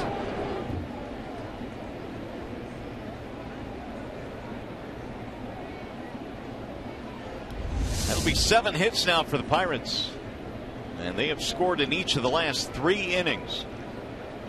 There's Andrew McCutchen, who had a sac fly in the 5th to knock in a run. Balled inside 1-0.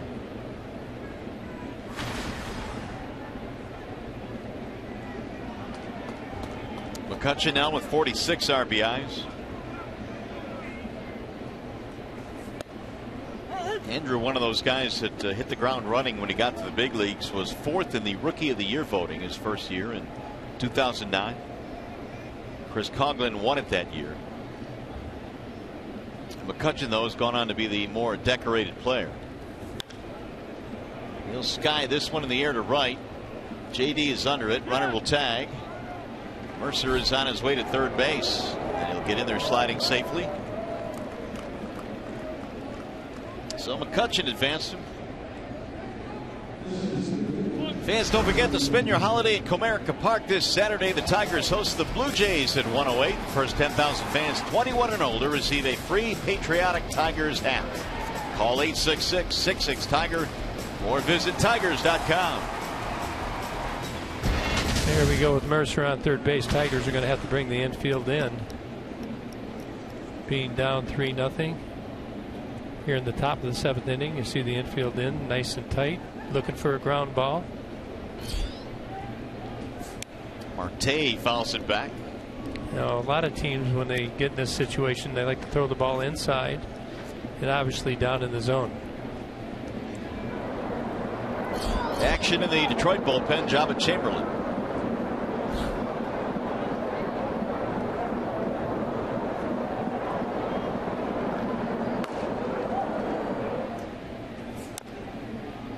Yeah, Jabba had a day to forget yesterday, but I heard his comments. He owned up to it. I'm sure he wants to get back on the bump in the game tonight and get things straightened out. Jabba's been one of those guys, Kirk. There's always been like that. When things go well, he's there to talk. When things don't go well, he's a stand-up guy. And certainly had a bumpy night. Here's the 0-2. Bouncer back up the middle. It's going to find a hole. Base hit. So Marte gets it done. His 48th RBI of the year. Well, pretty good approach right here. Not hit that hard, but if you're a hitter right here, you want to not try and pull the ball. You want to just think middle of the diamond. Marte does a pretty good job right here. Put that infield in, opens the infield up. Pirates now lead 4-0.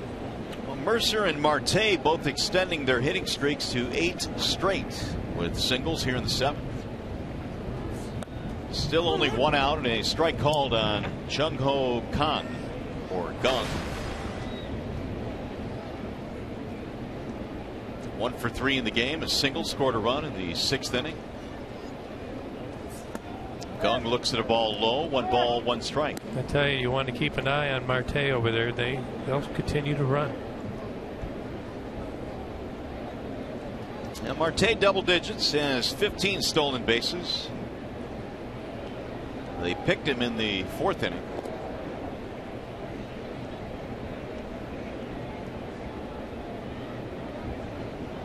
He's given that short lead look over there like I'm not going, but sometimes that's a setup.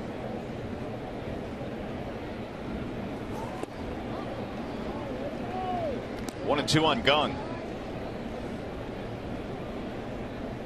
So make it 4 straight innings now. The Pirates have scored 1 run.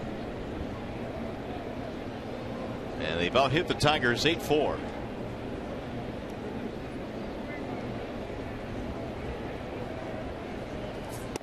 Way high, and the count now goes 2-2 on Gung.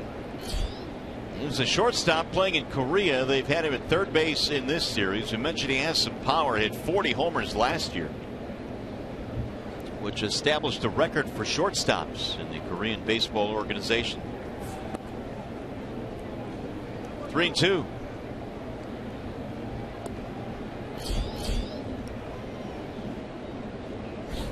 Cervelli waiting on deck.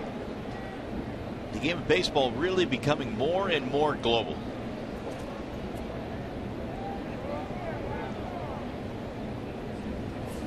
Bouncer back up the middle. To second one in the relay, a double play. It'll go 6-4-3. That'll end the inning. The Pirates get another run on the RBI hit by Starling Marte.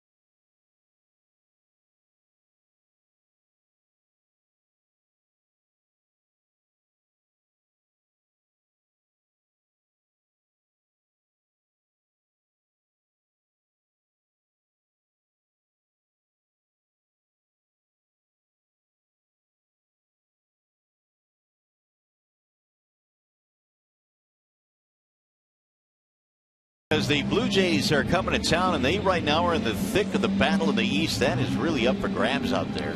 Yeah, it's not going to get any easier when the Blue Jays come in. I think they've scored more runs than anybody.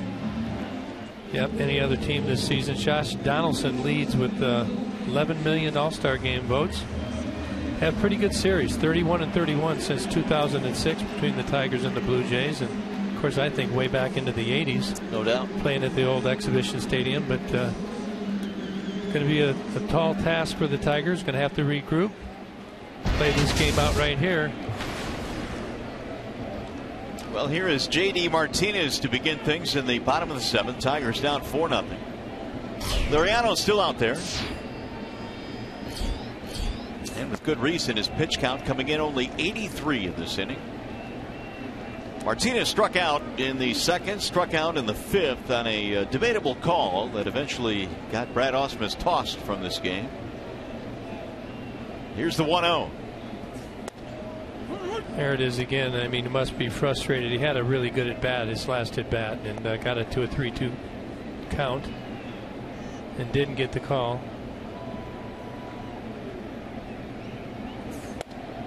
Liriano throws a high strike that time, and all JD can do now is look down at the dirt. Yeah, he's not getting any favors. There might be a little extra in there from the umpire. Sometimes they've been known to do that. I'm not accusing him, but the plate just gets a little wider. Drilled to left field, and circling out there and tumbling is Harrison, who is able to make the play. That's a pretty good effort by Josh Harrison out there, a guy who doesn't play in the outfield.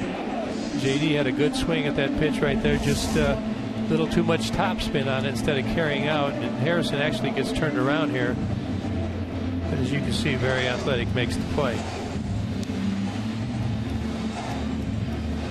It's a bad feeling right there when you turn around, I'll tell you. I can imagine how bad that is. Well, actually, I can't. I've never been in that position, but it looks harrowing. 1 out. Here is Castellanos. Ball 1. Nick a single in the 5th inning, which means he now has 5 hits and 11 at bats in the series. Average up to 235 and climbing. Swing and a miss, 1-1. Yeah, he was struggling not too long ago. Got a couple days off, and a question was asked to Brad if he thought that had anything to do with it. And Brad just thought that he was overthinking moving his hands, where his hands were starting and get too mechanical, and it was a good job of identifying, letting him have time to work that out. How do you strike that balance with guys, though, between the analytics of the swing and the mechanics of the swing, and just going up there and seeing ball hit ball? Well, it's just a dangerous thing when you're working about where your hands are, where your feet are, where your stance is. It's a good time for spring training to do that. Other than that, when you get into the season, you want to make minimal adjustments. You want to keep your focus on you and the pitcher and your comfort level in the box. Iglesias and Wally Joyner chatting on the bench right now. I mean, there's 2 elements of hitting. Number 1, you want to pick up the ball as early as you can and recognize it. And the other is what you're doing in the box mechanically. On the outer edge, strike 3. Castellanos is out. Well, Liriano's thrown enough pitches inside that they have to respect it, and now he's going away. Looking for the slider, got the heater. 5 strikeouts now for Liriano. Here is the high-speed pitch brought to you by our friends at Xfinity. He's gone up to 94 with fastball in this game. Low of 82 on a changeup. He used to throw much harder, but very efficient with his location throughout this whole game. Brian Holiday stands in. Strike 1.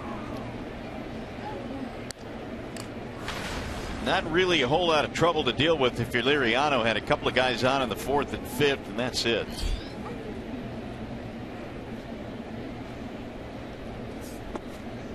One ball, 1 strike on Holiday. Should he reach, Iglesias would be next.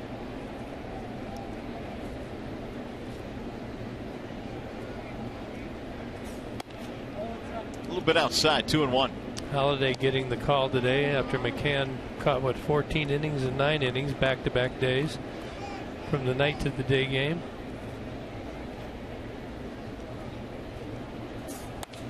Alex Avila's on the comeback trail as well. He's going to DH again tonight. Hear good things from Toledo. Alex has caught back-to-back games already, so he's getting very close to coming back. Slow roller toward third. Going to be a barehanded play and no play for Gunn. Infield hit.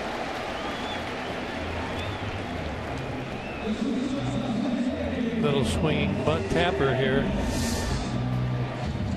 Gung did the right move here. You don't want to throw this and throw it down into the right field corner. Oh, they getting out of the box pretty good. Big boy going as fast as he could there. Beat her out. We'll bring up Iglesias.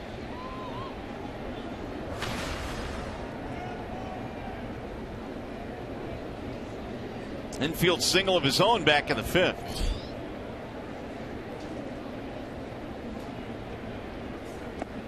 Ball 1 blocked nicely by Cervelli.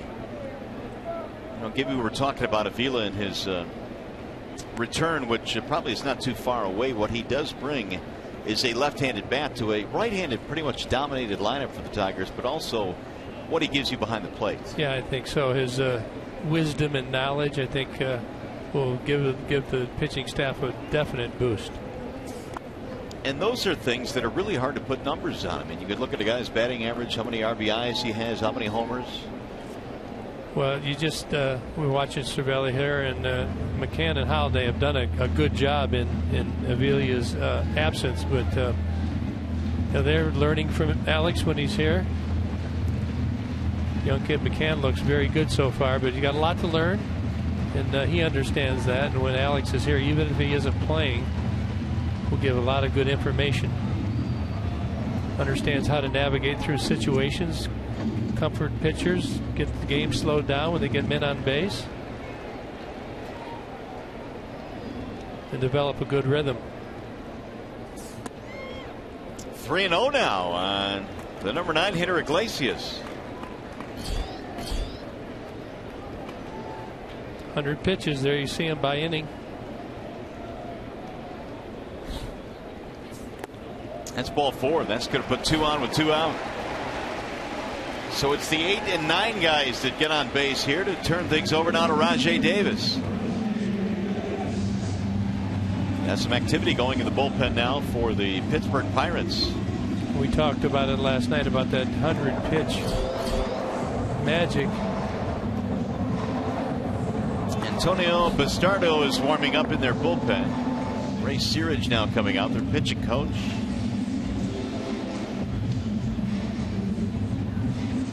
Yep, 100 has arrived for Liriano, so he's got a couple of guys on here, and the Tigers one swing now from making this a ball game again. Still very manageable at 4-0. It's interesting they would go with the left-handed pitcher with Kinsler, Cabrera, Martinez coming up. Look into that. And then Cespedes and Martinez beyond, but Bastardo is the man heating up. Well, he did throw Caminero last night and Hughes, so probably wants to stagger his pitchers.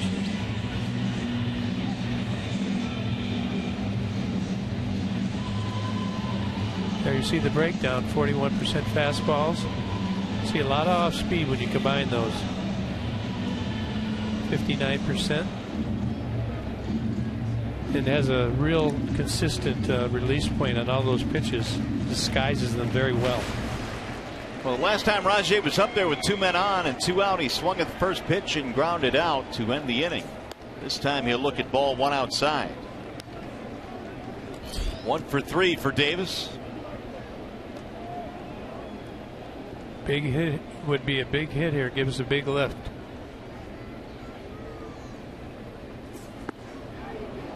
1-1.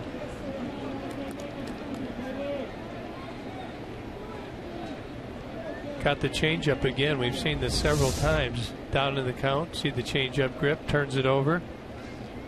Raji looking for the fastball.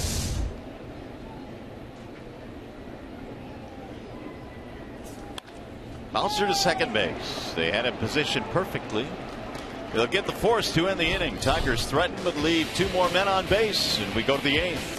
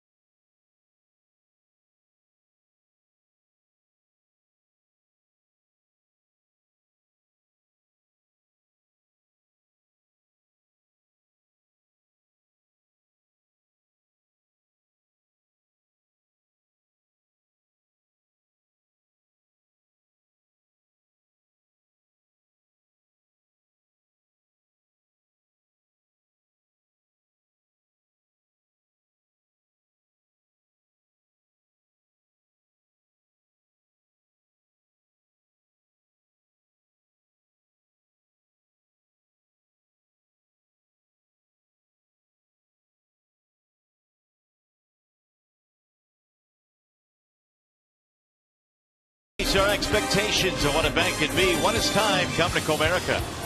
Your Metro Detroit Chevy dealers. Visit ChevyDetroit.com. See why Chevy drives the Motor City. And by Wallside Windows. We can do that. We are the factory.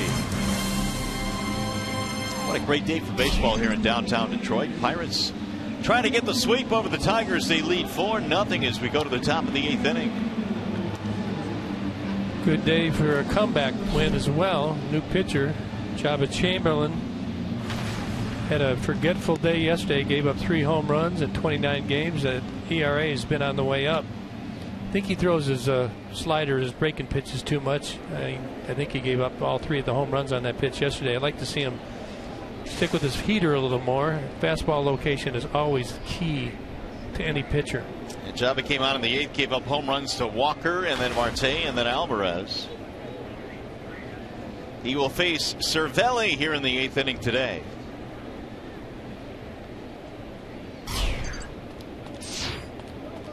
Two out of 3 in this game for Cervelli. Swing and a miss. Pretty big hack there. 8 hits in the ball game for the Pirates, 5 for the Detroiters.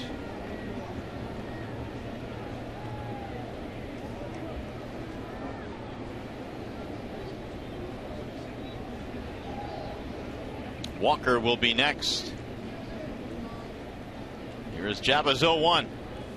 Swing and a miss again. You know, through his troubles, he's had good velocity on that heater. And he's been mid to mid-90s consistently. After watching yesterday, I just half wondered if they didn't have something, if he wasn't tipping his pitches yesterday as well. Because they sure seem to be waiting on him. Ball high, 1-2.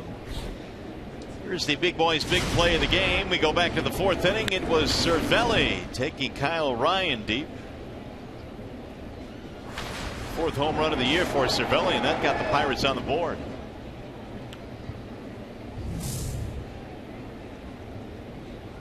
The 1-2. 2 balls, 2 strikes. All fastballs so far. I like it.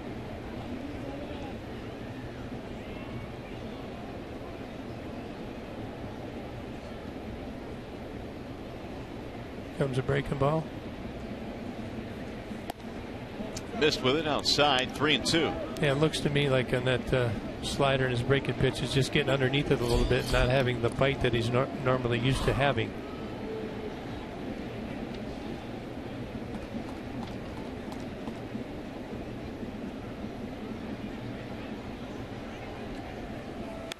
Check swing roller toward first. Chamberlain goes over there, but Miggy takes it himself. 1 gone. 3 unassisted on the ground out. Now Neil Walker. Man, Walker's had himself a series. 2 more hits in this game.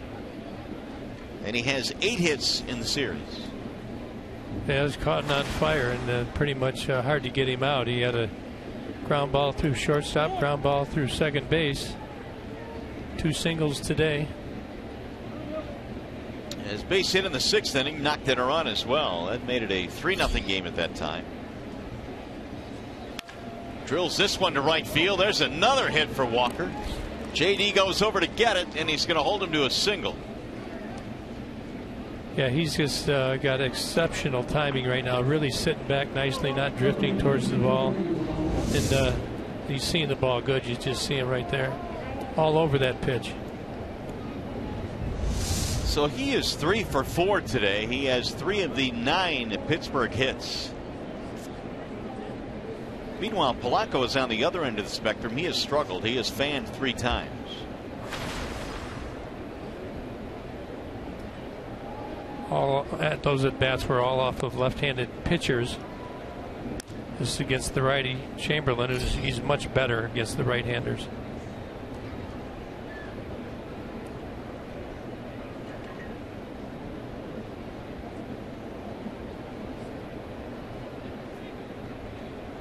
Jabba's 1-0.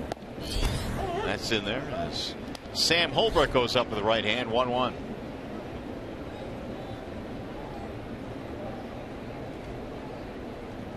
Tigers have the Blue Jays coming in, while the Pirates will take on the Indians over the weekend. 2-1 the count.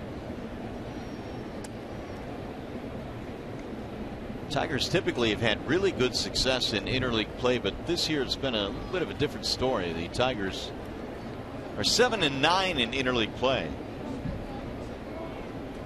Seems like the American League usually does better. Yeah. But not this year.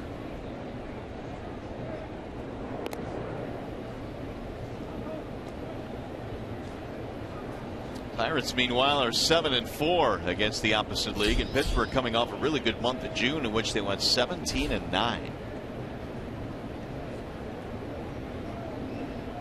The 2-1 high, 3-1 now on Polanco. Yeah, Java just really struggling with his mechanics. The ball's all over, and that's it's tough. They need him they need some innings out of him today. They need him to get a nice double play ball right here. Kyle Ryan pitching into the 5th inning today before Albuquerque came on. Then Hardy. That's fouled back out of play. Full count on Gregory Polanco.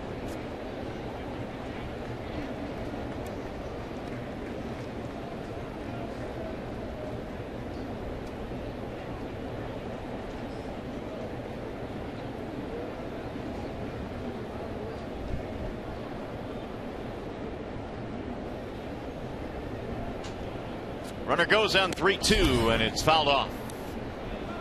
They had Walker on the move there, and Polanco spoiled it. Well, when you're up here in the 8th inning like this, and 4-0, you can be a little more aggressive. Neil Walker, although he only has 3 stolen bases, pretty crafty. He knows what he's doing there. Good jump.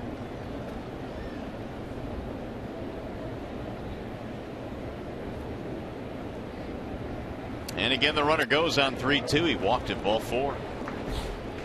He's going to put 2 men on now with 1 out.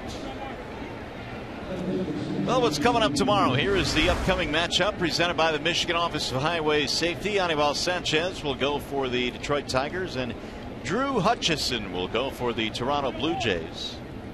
Hutchison is 8-1. Sanchez pitching a lot better in the month of June, so that is a positive for the Tigers rotation. Yeah, Annabelle went through that little bout with the home run ball, and it seems to have that under control. And need a good effort tomorrow from Sanchez. Get to David Price after that. Get this bullpen rested. Sean Rodriguez, the batter, with 2 on and 1 out. The Pirates trying to get that 5th run in. They lead 4-0 here in the 8th.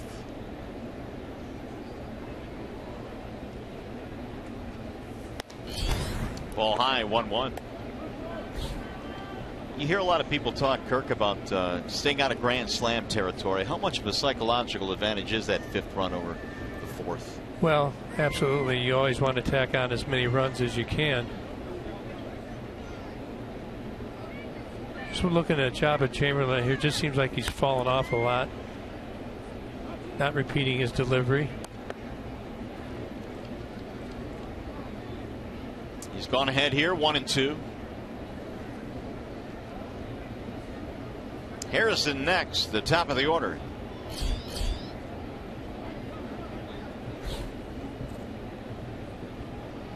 Sun-splashed afternoon here at the ballpark. 71 degrees. Been gorgeous all day. The Tigers offense, though, not been able to get going to this point.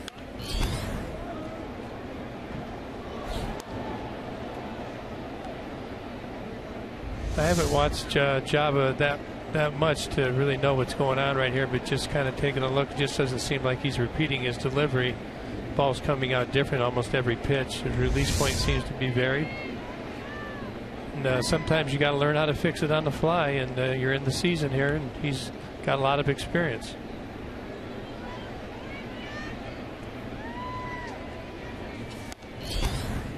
Two and 2 on Rodriguez.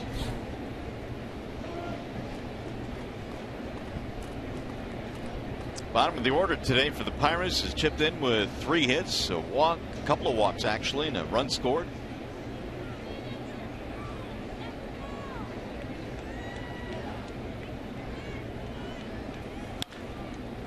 That's in the air to center field straight away. Here comes Davis. Rajay will make the catch. 2 gone.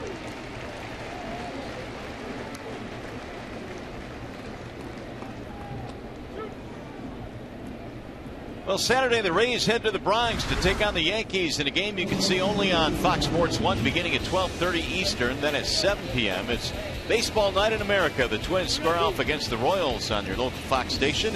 It's all this week on your home for baseball every Saturday, Fox and Fox Sports 1. Twins and Royals, the 2 teams ahead of the Tigers in the American League Central Division. So here is Harrison with 2 outs. And he looks at a strike, 0-1. Again, very important right here. Like you said, you want to keep it at 4 runs. The Tigers have been scratching and clawing all game right here. Very important for Chava to get Josh Harrison. And Harrison's had a single, a walk, and a steal in this game. And that is in the air to our right field. Should get him out of the inning. Davis coming over, calling. And the threat is over. Pirates will strand a pair coming up for the Tigers in the bottom of the 8th. You got Kinsler, you got Miggy, and you got Victor.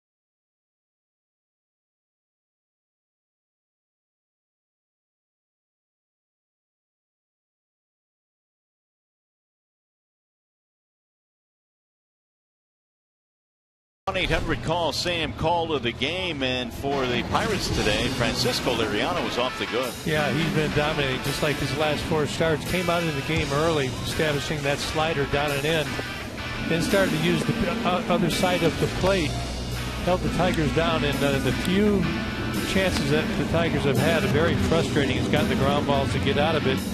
Pretty good line, 7 innings pitched, 5 hits, very efficient with his pitches, and his day is complete. And he will give way to the bullpen now. It's going to be the left-hander Antonio Bastardo to come on for the Pirates. Bastardo will make his 28th appearance of the year. He did pitch in the Tuesday night game. He went a scoreless 11th inning. Kind of a fastball slider guy. He's got good velocity. Well, he's going to have to navigate his way through Kinsler, Cabrera, and Martinez. 4-run lead for the Pirates as we go to the bottom of the 8th. Be good to get the leadoff hitter on in this inning. Get a little momentum.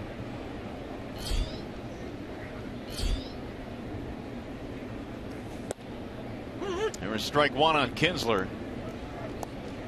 Bastardo spent his entire career with the Phillies prior to coming to Pittsburgh.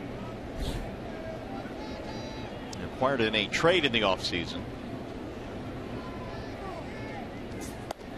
He slings one home outside, 1 ball, 1 strike.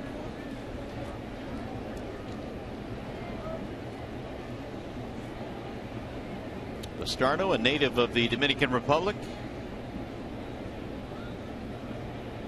The 1-1. Ian checked it, strike call. So the Pirates got just what they wanted out of their starting pitching in this series. Garrett Cole in game 1. A.J. Burnett last night and Liriano tonight. Or today. And when you get to the end of a series with the ball club, and this is where the bullpens and the starting pitching really mesh up. Pirates starting pitchers going much deeper into the game, and thus their bullpen's much rested. Here's the 1-2. Drill to left field, and there's your leadoff base hit. Kinsler will pull in with a leadoff single. His second hit of the ball game. A good swing here by Ian Kinsler. We talked about his last at bat. Kind of dipped his back shoulder. Staying on top right here. Pulling into left field for a leadoff single. Just need to get some runners on, get some pressure, and give yourself a chance to pop one here. Cabrera's been on base twice, both times via the walk. That is the 6th Detroit hit in this game.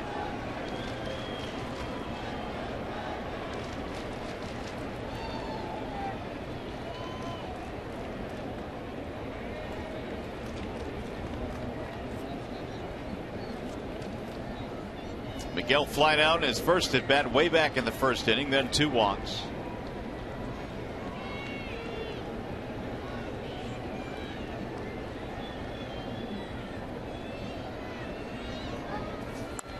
Fouled away, 0-1. Pirates throwing a lot of pitches to Cabrera on the outside part of the plate, trying not to let him pull the ball.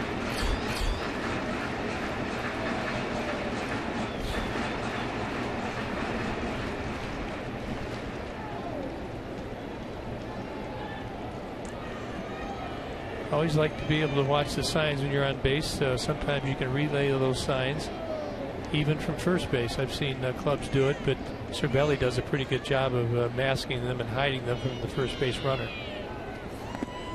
You can really see the signs? Oh, absolutely. Well, if a pitcher doesn't have a good move, number one, you can get off farther so you can see better, and you can relay the sign in. I mean, many clubs do it from second base. The Toronto Blue Jays are usually one of them coming in. So the Tigers have to keep a good eye on that. It's been a tough series for Cervelli physically. Yeah, got it in the hand last night. Took one off the throat there.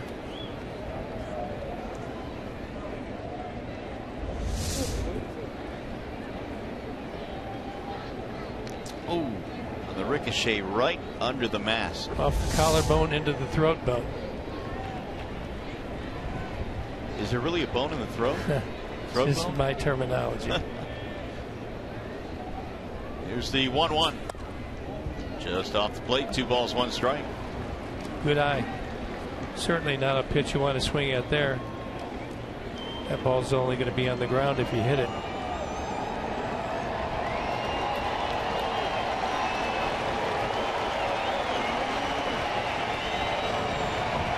Cervelli gives it 3 times, wants that fastball away.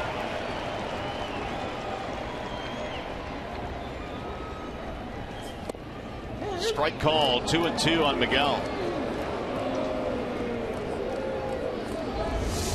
That's a pretty good pitch right there, right at the bottom of the zone.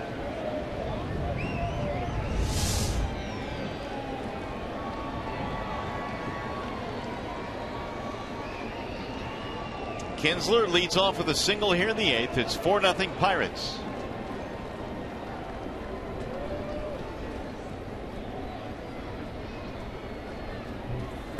Outside, now the count goes 3-2. Gotta send him right here, even though you're down 4-0.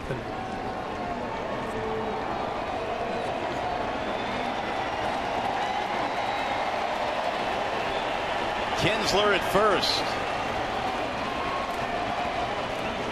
Crowd asking for something to cheer about. Runner holds on 3-2, and it's going to bounce in, and now the Tigers have something brewing here with 2 on, nobody out. 3rd walk of the game for Cabrera. Yeah, they're pitching around Miggy for sure. You know, even though they're ahead, they're not going to give him anything good to hit. Of course, he's got a good eye, does not chase much.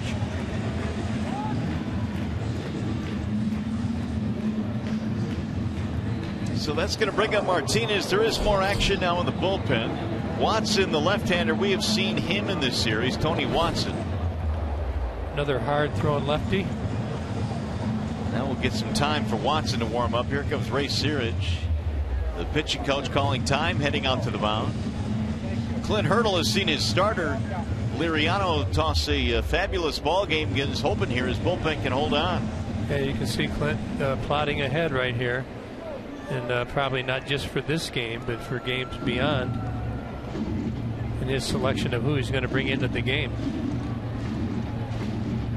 I think it's one thing that not many people that watch the game think about. Managers have to deal with that every day, thinking how they're going to do in the long haul. And I think just about any club, if you go in and you get a series win, that would be good enough. So sometimes you get to the third game and you just play it a little differently. Meanwhile, Gene Lamont right now is the acting manager for the Tigers. Brad Ausmus was thrown out of the game earlier in this contest. Now, some managers stay down in the hallway there and give directions. I'm not sure that's the case with Brad today. I pretty much turned it over to Alan Trammell, my bench coach, and just when I was ejected, and I said, it's your game. It's your game. Went and watched it on TV. Back in the office, put the feet up. Yep. Here is Victor now with 2 on, nobody out. Ball 1.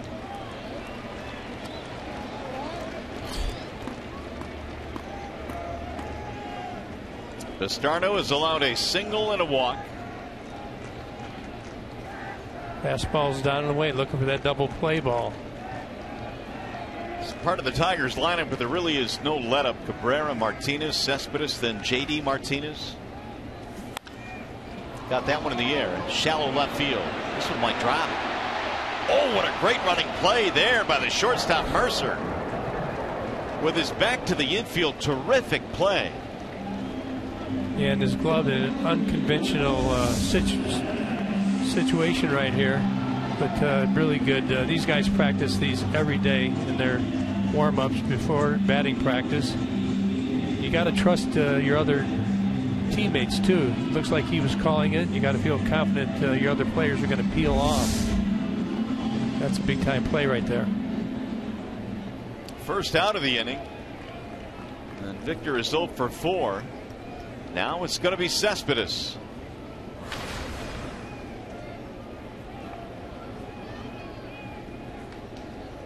Strikeout, ground out, pop up for Yoenis today.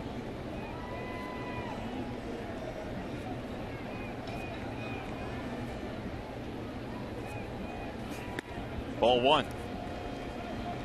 Cespedes pretty much getting pitched all on the outside part of the plate, all down in the zone. Pretty much knows what they're going to do, so got to be very patient and hope they make a mistake.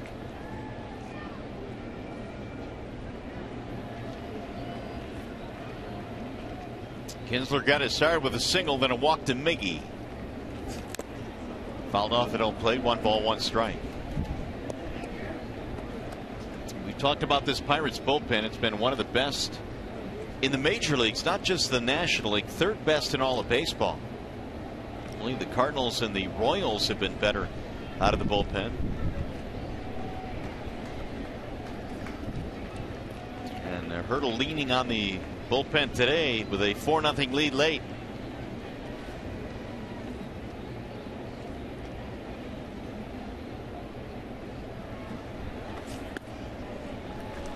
Two balls, 1 strike on Cespedes. Look at their pen of 1.45 ERA since June 10th, tied for best in Major League Baseball.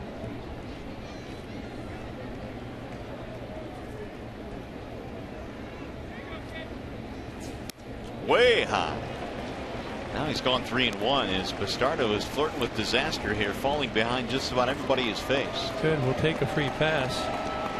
J.D. Martinez, the next hitter. That bodes well for the Tigers. Like the matchup as well. Tying runs, standing in the on-deck circle with only one out. Bastardo pretty much all fastballs. You're a hitter right here. You get a lot of energy in your body. You kind of guess strike sometimes. So you got to be very disciplined in this situation.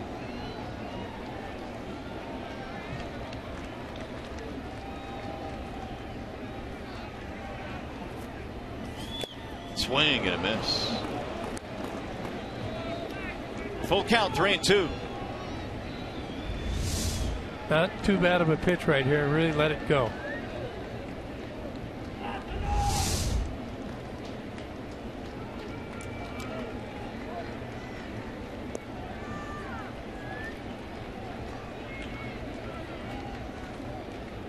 Liriano with the first 7. Bastardo came on here in the 8th, giving up a single and a walk. And he's been extremely methodical out there, very slowly going about his business.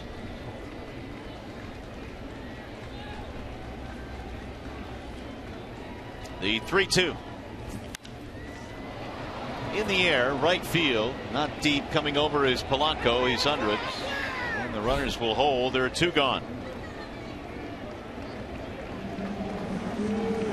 Bring up J.D. Martinez. Yeah, good job of Bastardo just sticking with his game plan right there. Unfortunately, Cespedes unable to get on top. Doesn't ground into a double play and gives J.D. Martinez a chance. 20 home runs in the 7th inning or later since 2014. That is the most in the major leagues. Good timing right here. Yeah, most of those have come in a Tigers uniform. To make this 1-run game if he can launch one here. Ball 1. JD is fanned twice in this game. He's also flied out. There is more action in the Detroit bullpen. Got Bruce Rondon and Tom Gorzolani. If JD or the Tigers score some runs, I'm sure you'll see Rondon. If not, maybe Gorzolani.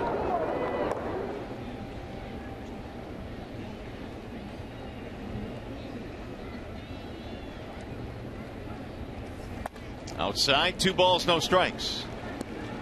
Not much of a secret what he's going to throw, is it? Pretty much all fastballs right on the outside part of the plate. And again, he's gone behind now on another Tigers hitter.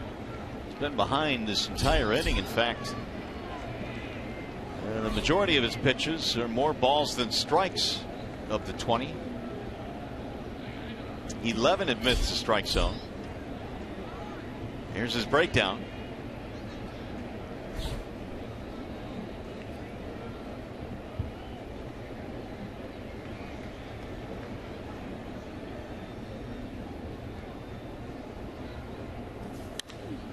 Fly ball in the air toward right field. Ball is hit well, deep part of the ballpark. They look up, and J.D. Martinez has hit one out. It's a 3-run shot the other way. He does it again late in the ball game.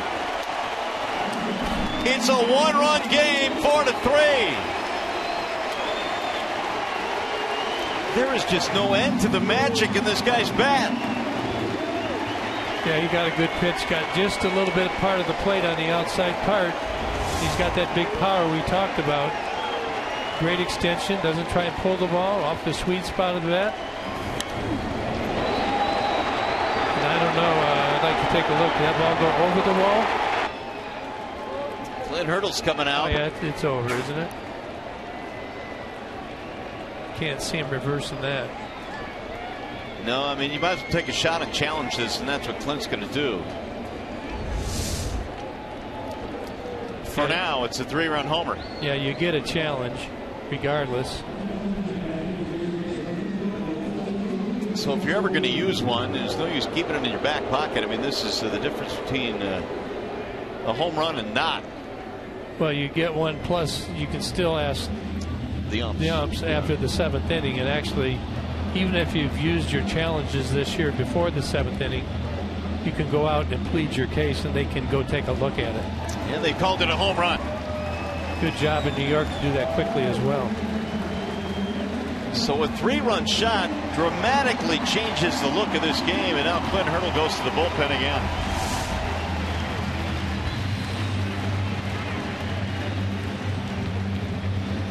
Definitely over, but you see fans out there and you wonder why they're reaching over sometimes, don't you? You do indeed, especially when it's your guy hitting the ball. Well, it's protection. Pitching change. Pirates go back to the bullpen. We'll be back.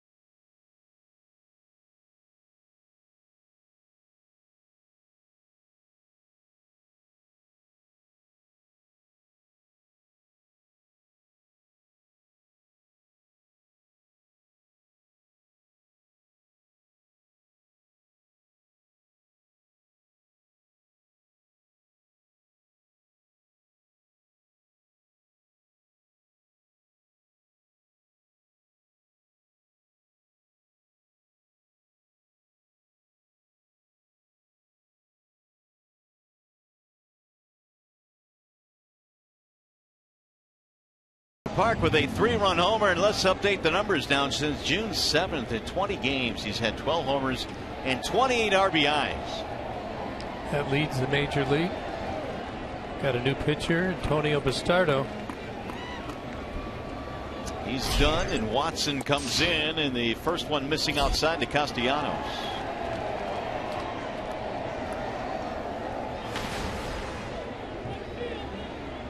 Numbers on Watson this year. His whip is under 1. Castellanos swings and misses 1-1. Watson features a pretty firm fastball up to 94, 95 miles an hour, and he has a very good changeup, occasional slider.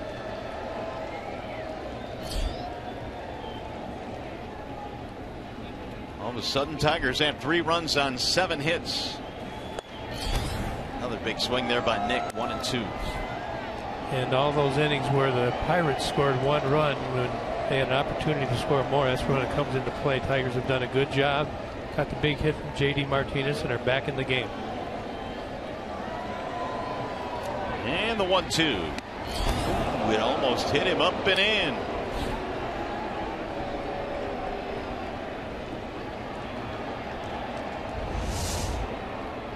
That's hot, coming tight. Got to play that one off a little bit. Act like it, hey, although with replay now, you can't do that, can you? No. A little bit tougher. McCann has moved to the on-deck circle. Swing and a miss. Castellanos is out. That'll end the inning. However, it is a ball game once again. JD Martinez hit a 3-run shot off of Bastardo, and it's a 4-3 ball game.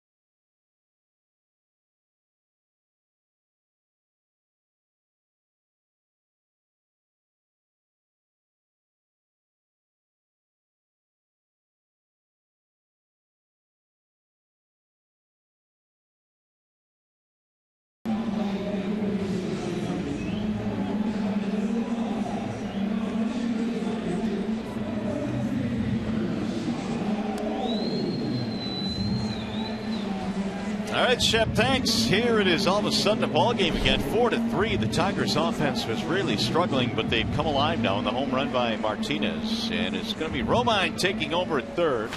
And Bruce Rondon will take over on the mound.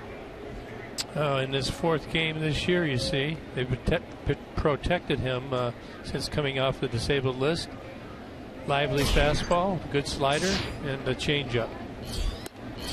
First one is in there for a strike on Jordy Mercer, who begins things in the ninth inning. 1-run game now.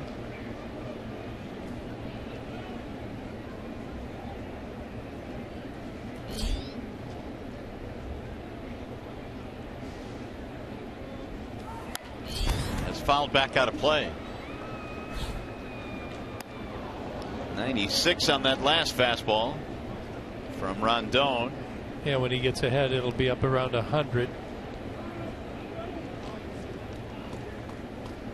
Bruce had good numbers here in the big leagues after struggling in the minor leagues. Tigers called him up anyway. They needed his expertise in the bullpen. He's been really good since coming up. The 0-2. Ooh. 1-2. Pretty close right there. Just off the plate, though.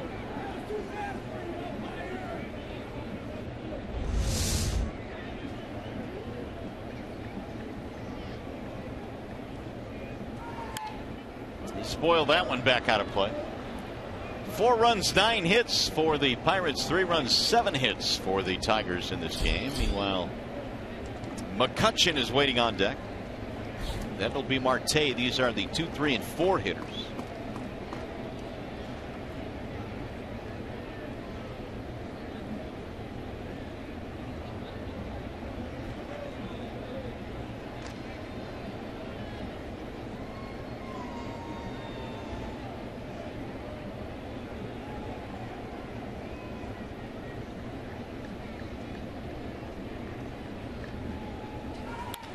Soft line drive, base hit. Once again, the leadoff man is on for the Pirates. Wide turn there by Mercer, but he goes back. It'll be their 10th hit of the game now. Yeah, pretty good job right here after looking at a guy you know throws 100 miles an hour. He gets on a slider right here. Good extension, doesn't peel off the ball, keeps his bat in the zone. Little single over the shortstop's head.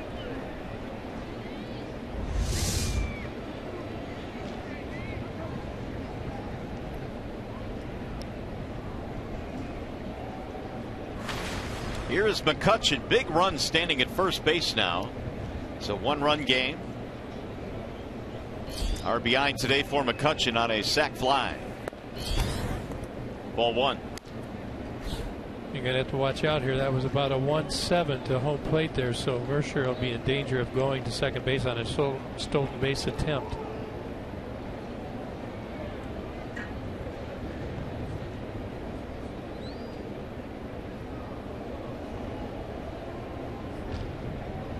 And there he goes. Oh, he got a huge lead. Holiday going to throw down just as he kind of courtesy down there, but he had no chance. What a huge lead. Yeah, I had that about a 1-8. Again, it's got to be about a 1-3 or less. See the real slow delivery by Bruce.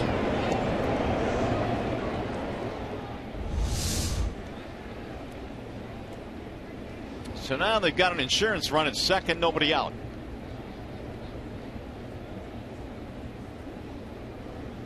McCutchen flied out his last time up.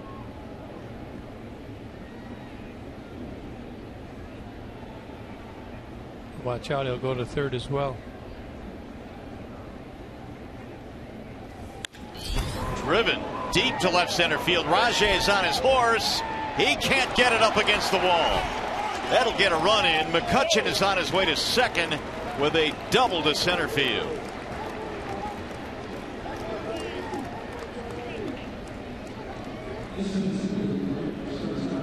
Well, we've been talking about Andrew McCutchen the whole series. He's just an MVP guy.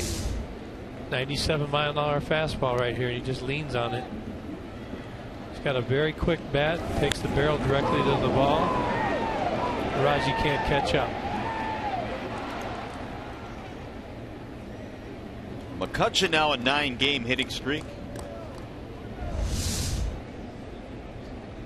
So it's a 2-run lead now for the Pirates, 5-3. Still nobody out. You're Starling Marte. Ground ball left side, base hit. McCutcheon on his way to third. They'll stop him there. And now they're at the corners.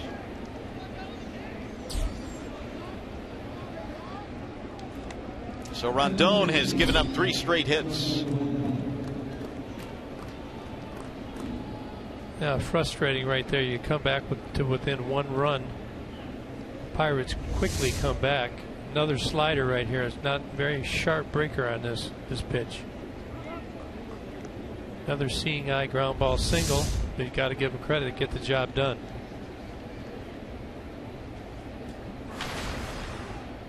Jung-Ho Kang with the infield coming in now, and here comes Jeff Jones strolling out to the mound.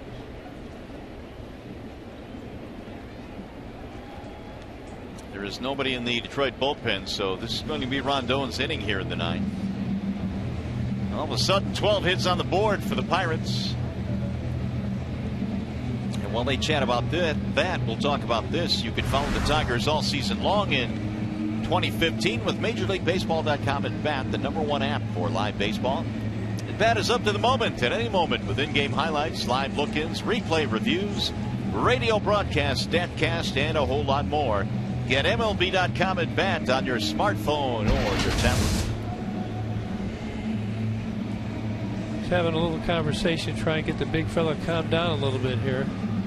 Again, as the Tigers have done throughout this game, lots of pressure on him and done a good job of navigating out of it. Important to do so here as well. And probably discussing whether they wanted to bring the infield in. Looks like they're going to do that.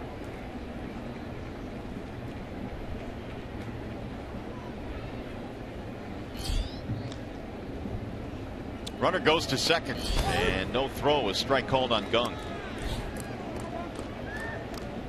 So Marte gets in there standing up. Now they're at second and third.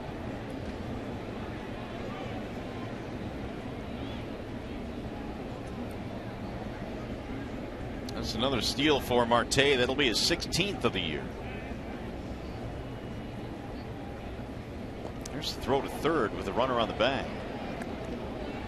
Like it. Good try. A couple years ago they took away the fake throw to third. You must throw it now. Here's the 0-1. Now it's 0-2 on Jung-Ho Kang.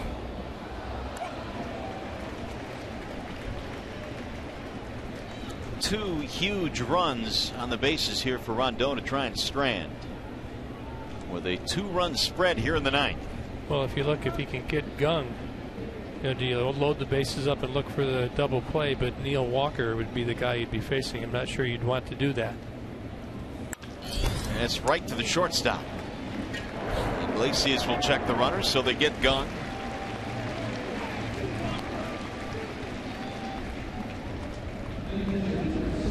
This is how it works. You bring him in, this is what you're looking for.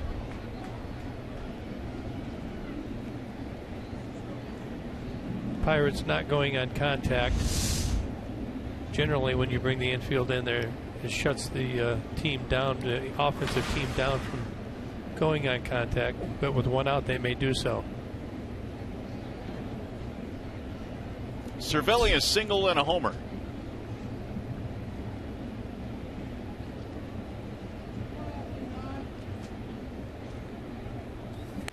When he was hit by the pitch and absolutely drilled. Rondon with a 98-mile-an-hour fastball drills Cervelli, who's had a bad series physically. Well, we know he took one off the hand last night on a foul ball. Took one off the chin, the throat today. Now he gets drilled here.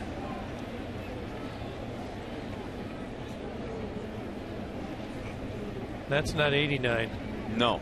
A little extra on that one. That's 98. I didn't see. Does he have a elbow pad on? Yeah, he does. but it missed the pad right above that elbow pad. Yeah, that's going to sting. That's going to swell up. So he's a tough catcher, though. Well, we thought he might not play today because of how banged up he was last night. He came out there.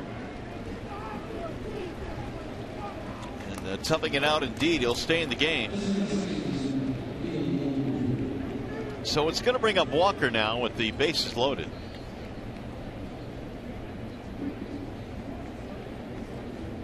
But it will set up the double play.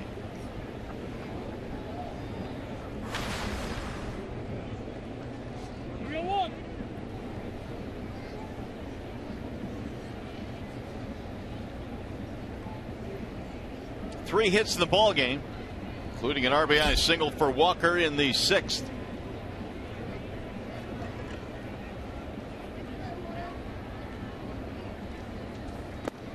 Ball 1.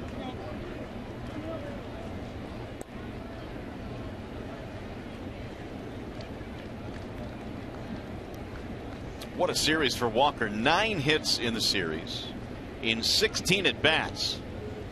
He's got a chance here in the 9th inning to rebuild their lead. And he's due for an out, isn't he? He is due for double play ball, actually. Fouled away, 1-1.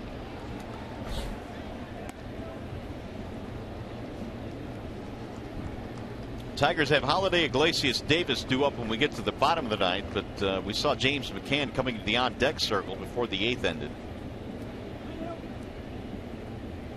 I'd like to see Rondon stick with this fastball here.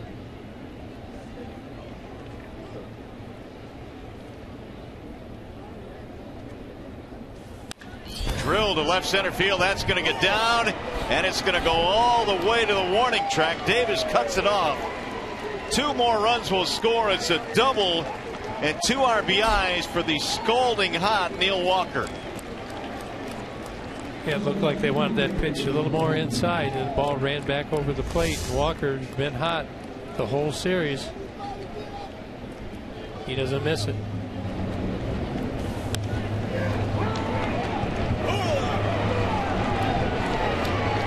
Kind of mimics the game last night where the Tigers came back and unable to have the bullpen hold the Pirates down. So Walker, another 4-hit game. Rondon is done. Gorzelani coming in. We'll be back.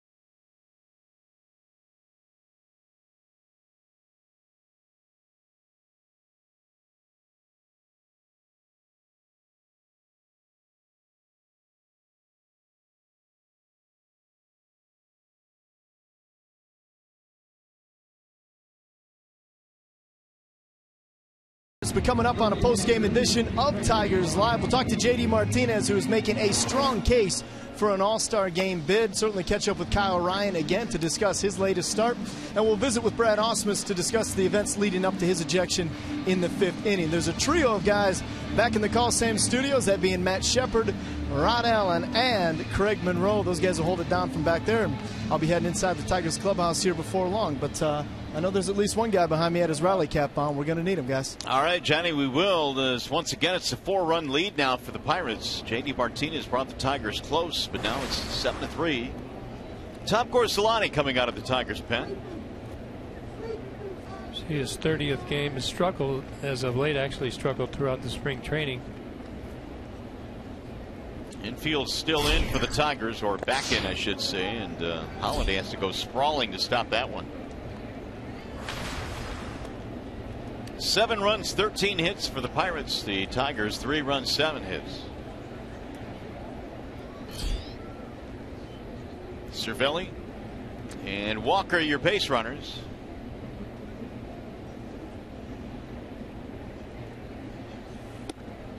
Missed it inside, 2-0. I know they've been working with Gorsalani on changing his arm angle a little bit. He's dropped it down to be more of a low 3/4.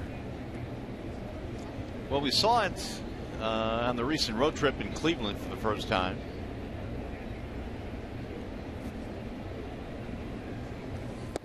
And Gorsalani actually got it from Zach Duke when they were teammates with the Pittsburgh Pirates. Duke actually changed his arm angle. And it worked very well for Zach Duke. Polanco waiting on a 2-1. This is the 7th man to bat in the inning. 2-2. 3 strikeouts in the game for Polanco and a walk.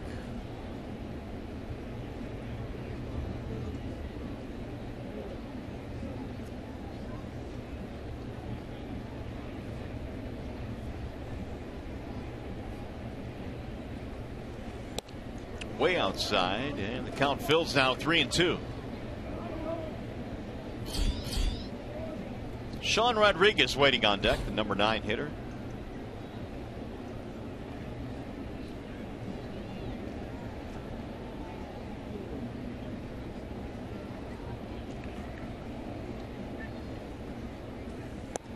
And he lost him, ball 4. Second walk of the game for Polanco. That is going to load the bases. And it's going to bring up Rodriguez. Yeah, just too many walks today by Tiger pitchers and behind in the count.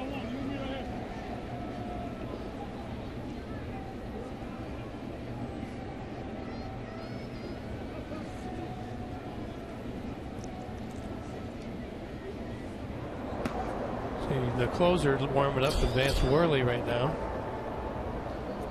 The closer, Melanson. Tigers pitching today, Kirk, 7 base on balls. They also have a hit batter here in the 9th. Yep, that's 8 free passes. That's a hard way to go.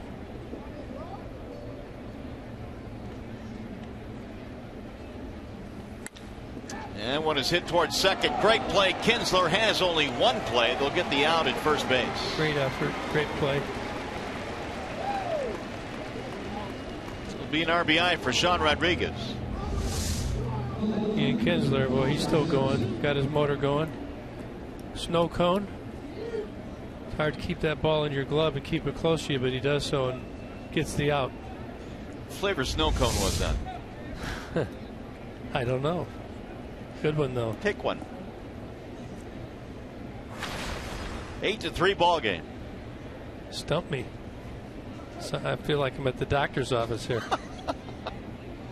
Well, you know, cherry, grape. Here's a slow roller foul down the third base line. A white snow cone. Give me a flavor. Plain. Vanilla. Vanilla snow cone. There you go. I took some heat a couple of weeks back for mentioning that it could be a butter pecan snow cone. And I was told that's only an ice cream flavor. I would have to agree. I would too, now that I think about it. Here's the 0-1. And I take it your vice is butter pecan. Oh, no question. Yep. Every night? No. I'd be 700 pounds if that happened.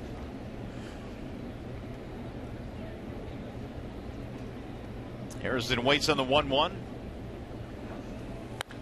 And He sends one high in the air to left. Cespedes circling under it, and that will end the inning. But it's a big inning for the Pirates. They answer with 4 here in the 9th. We go to the bottom of the 9th inning, 8-3.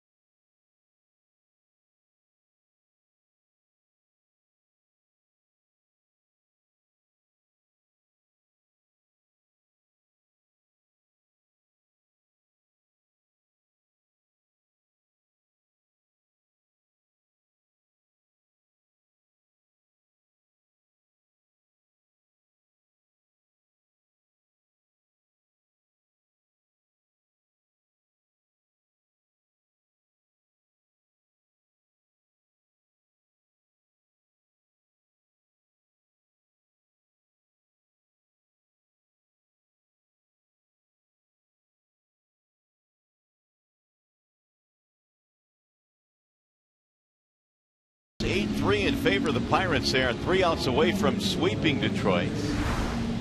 And here's one of the reasons why. I mean, look at the numbers that Neil Walker has put up in this series. Yeah, it's been the Neil Walker show. 10 for 17, lots of damage, 2 home runs, 7 RBI. Entered the series with 23 RBIs this season, so big series. Tigers have had a hard time taking care of him. I guess one of those series that can help turn your season around. He was really not performing all that well offensively, but man, he's got it done in this set. So we have a new pitcher now. That'll be Vance Worley coming out of the bullpen for the Pirates. Yeah, 15 games, almost 60 innings. Throws a fastball and a cutter. Ryan Holiday leads it off here in the 9th. Holiday, Iglesias, and Davis. I don't know if the Tigers might want to consider taking a pitch here. They need base runners.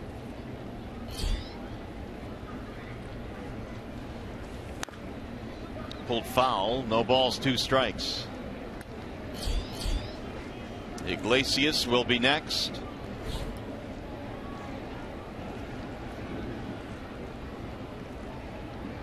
Holiday has an infield single to his credit today. He is 1 for 3.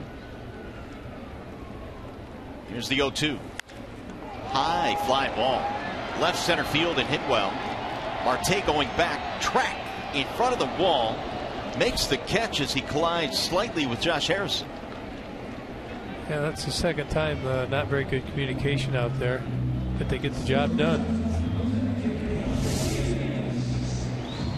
Looks like Harrison's calling it.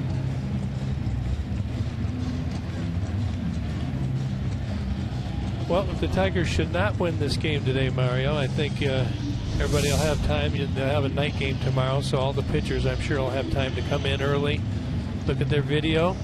They'll all go out and throw the baseball. Jonesy will be busy tomorrow, and the hitters will do a lot of extra work in the batting cage. Tie the spikes up tomorrow night against the Blue Jays. Yeah, and lean on one of your veterans, Anibal Sanchez, who had a really good month of June. And hope that he can start the month of July like last month. Yeah, they need a long appearance from Sanchez tomorrow. Get this bullpen back and lined up. That is a fair ball down the left field line. It'll bang up against the wall. Iglesias on his way to second with a 1-out double. His second hit in this ball game.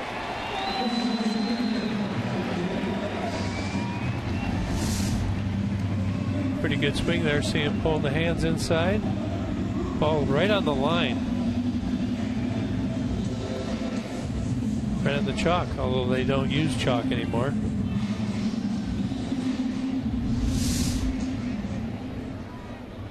Here's Rajai Davis.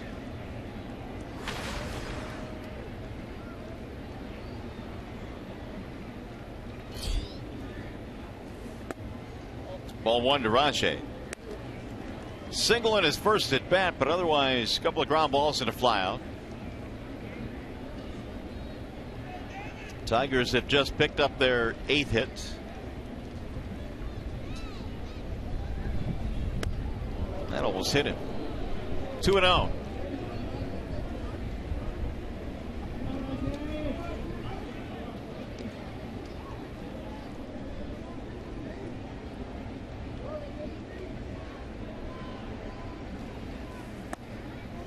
Three balls, no strikes. Vance Worley came up with the Phillies, and then Minnesota picked him up in the 2013 season. Yeah, throws a heavy sinker, heavy ball sinker. Just missing. 3-1. Working out of the bullpen these days for the Pirates. He was a starter for the Minnesota Twins.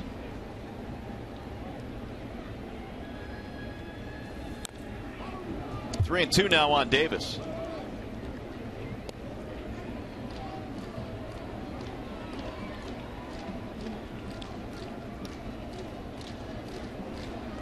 Pirates picked him up from Minnesota in a trade right at the end of spring training 2 years ago. He spent all of last year with the Pirates.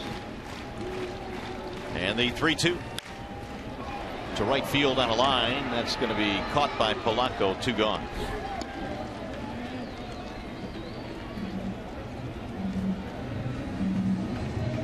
Well, it's time now for you to tweet your strongest fan photo. Use hashtag #DetroitDataStrongFan, and you just might see yourself in an upcoming broadcast brought to you by T-Mobile. Might want to watch out for the inside pitch here, Mario. Never know. Kinsler has a couple of hits.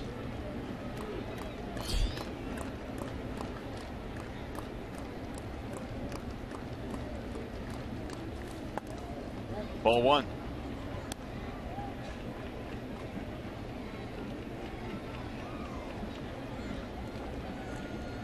Kinsler, the last chance for the Tigers here in the bottom of the 9th. They're down 8-3.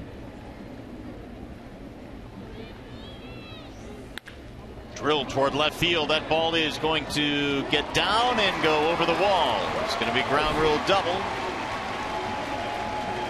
That'll score a run. RBI for Kinsler. Tigers not done yet. Good job. Tigers continue to dig. 17th double this season by Ian Kinsler.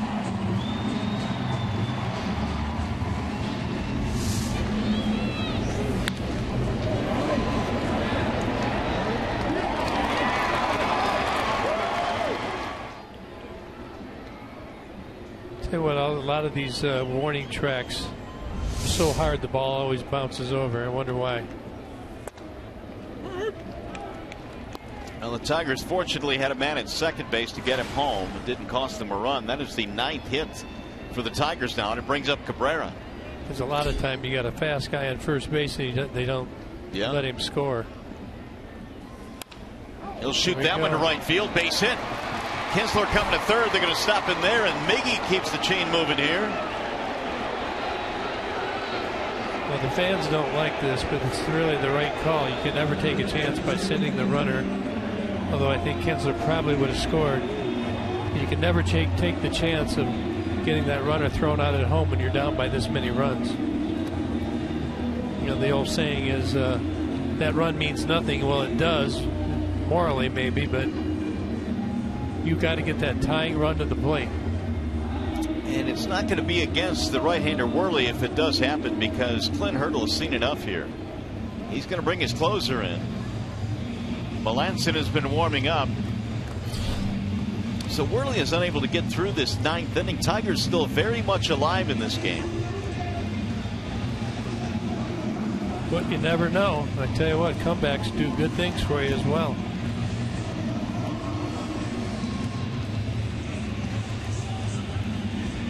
Hey, join us again tomorrow. The Tigers welcome in the Toronto Blue Jays. Our coverage begins at 6 p.m. with Tigers Live. Tigers Jays tomorrow at 6. You will see it right here on Fox Sports Detroit. And the Tigers, as we mentioned earlier, will have Anibal Sanchez on the hill, and he's coming off a really good month of June. So hopefully he'll be able to keep it going against a really good offensive team. Getting loose already. Well, we have a chance. Let's go back to the studio now. Matt Shepard, Rod Allen, Craig Monroe, guys.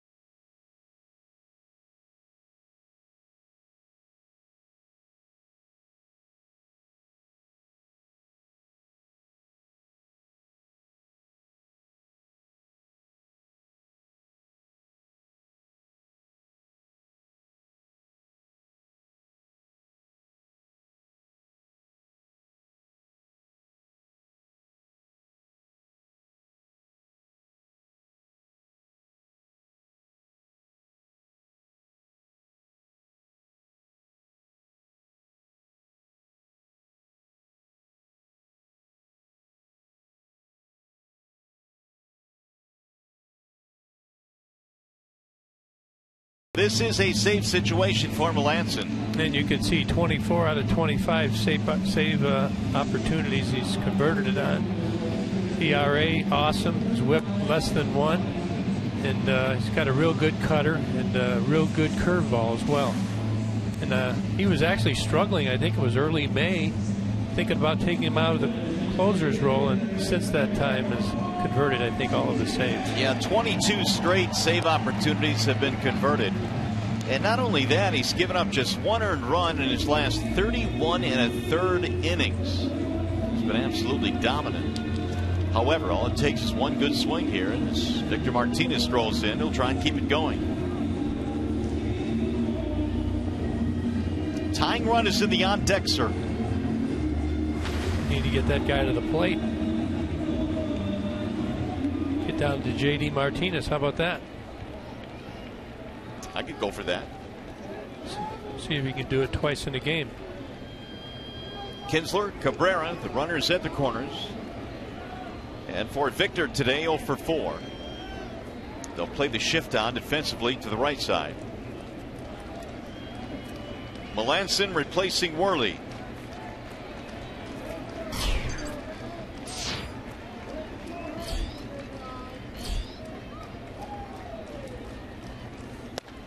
That's it for a strike, 0-1. Not many of the fastballs are going to be straight. They're all going to have that cut action on them. Got a very good breaking ball.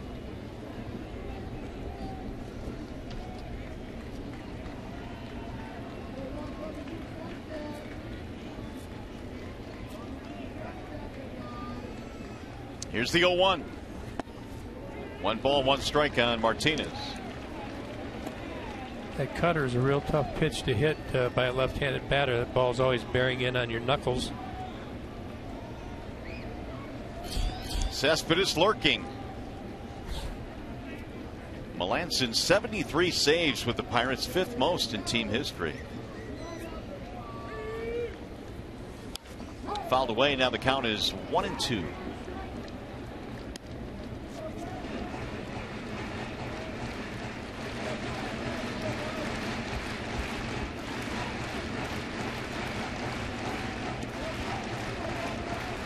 Tigers down to their final strike as Victor tries to keep it going.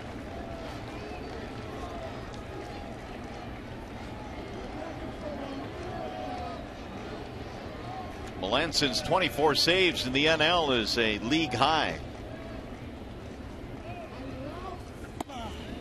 He almost hit him. 2 balls, 2 strikes.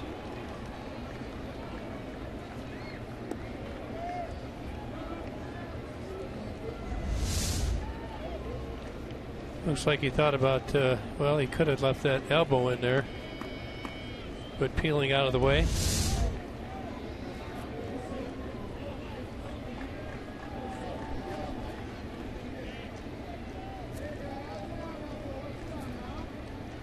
Here's the 2-2. Fouled away. The rally started when Iglesias doubled with 1 out after Davis flying to right field.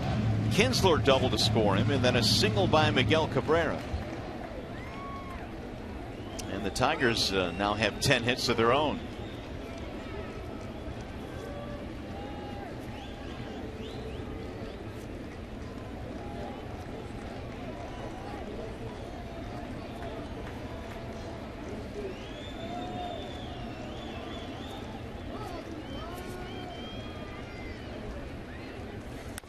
Bouncing ball right side, and it's gobbled up at first by Rodriguez, who tags the bag, and that will put the finishing touches on a sweep for the Pittsburgh Pirates.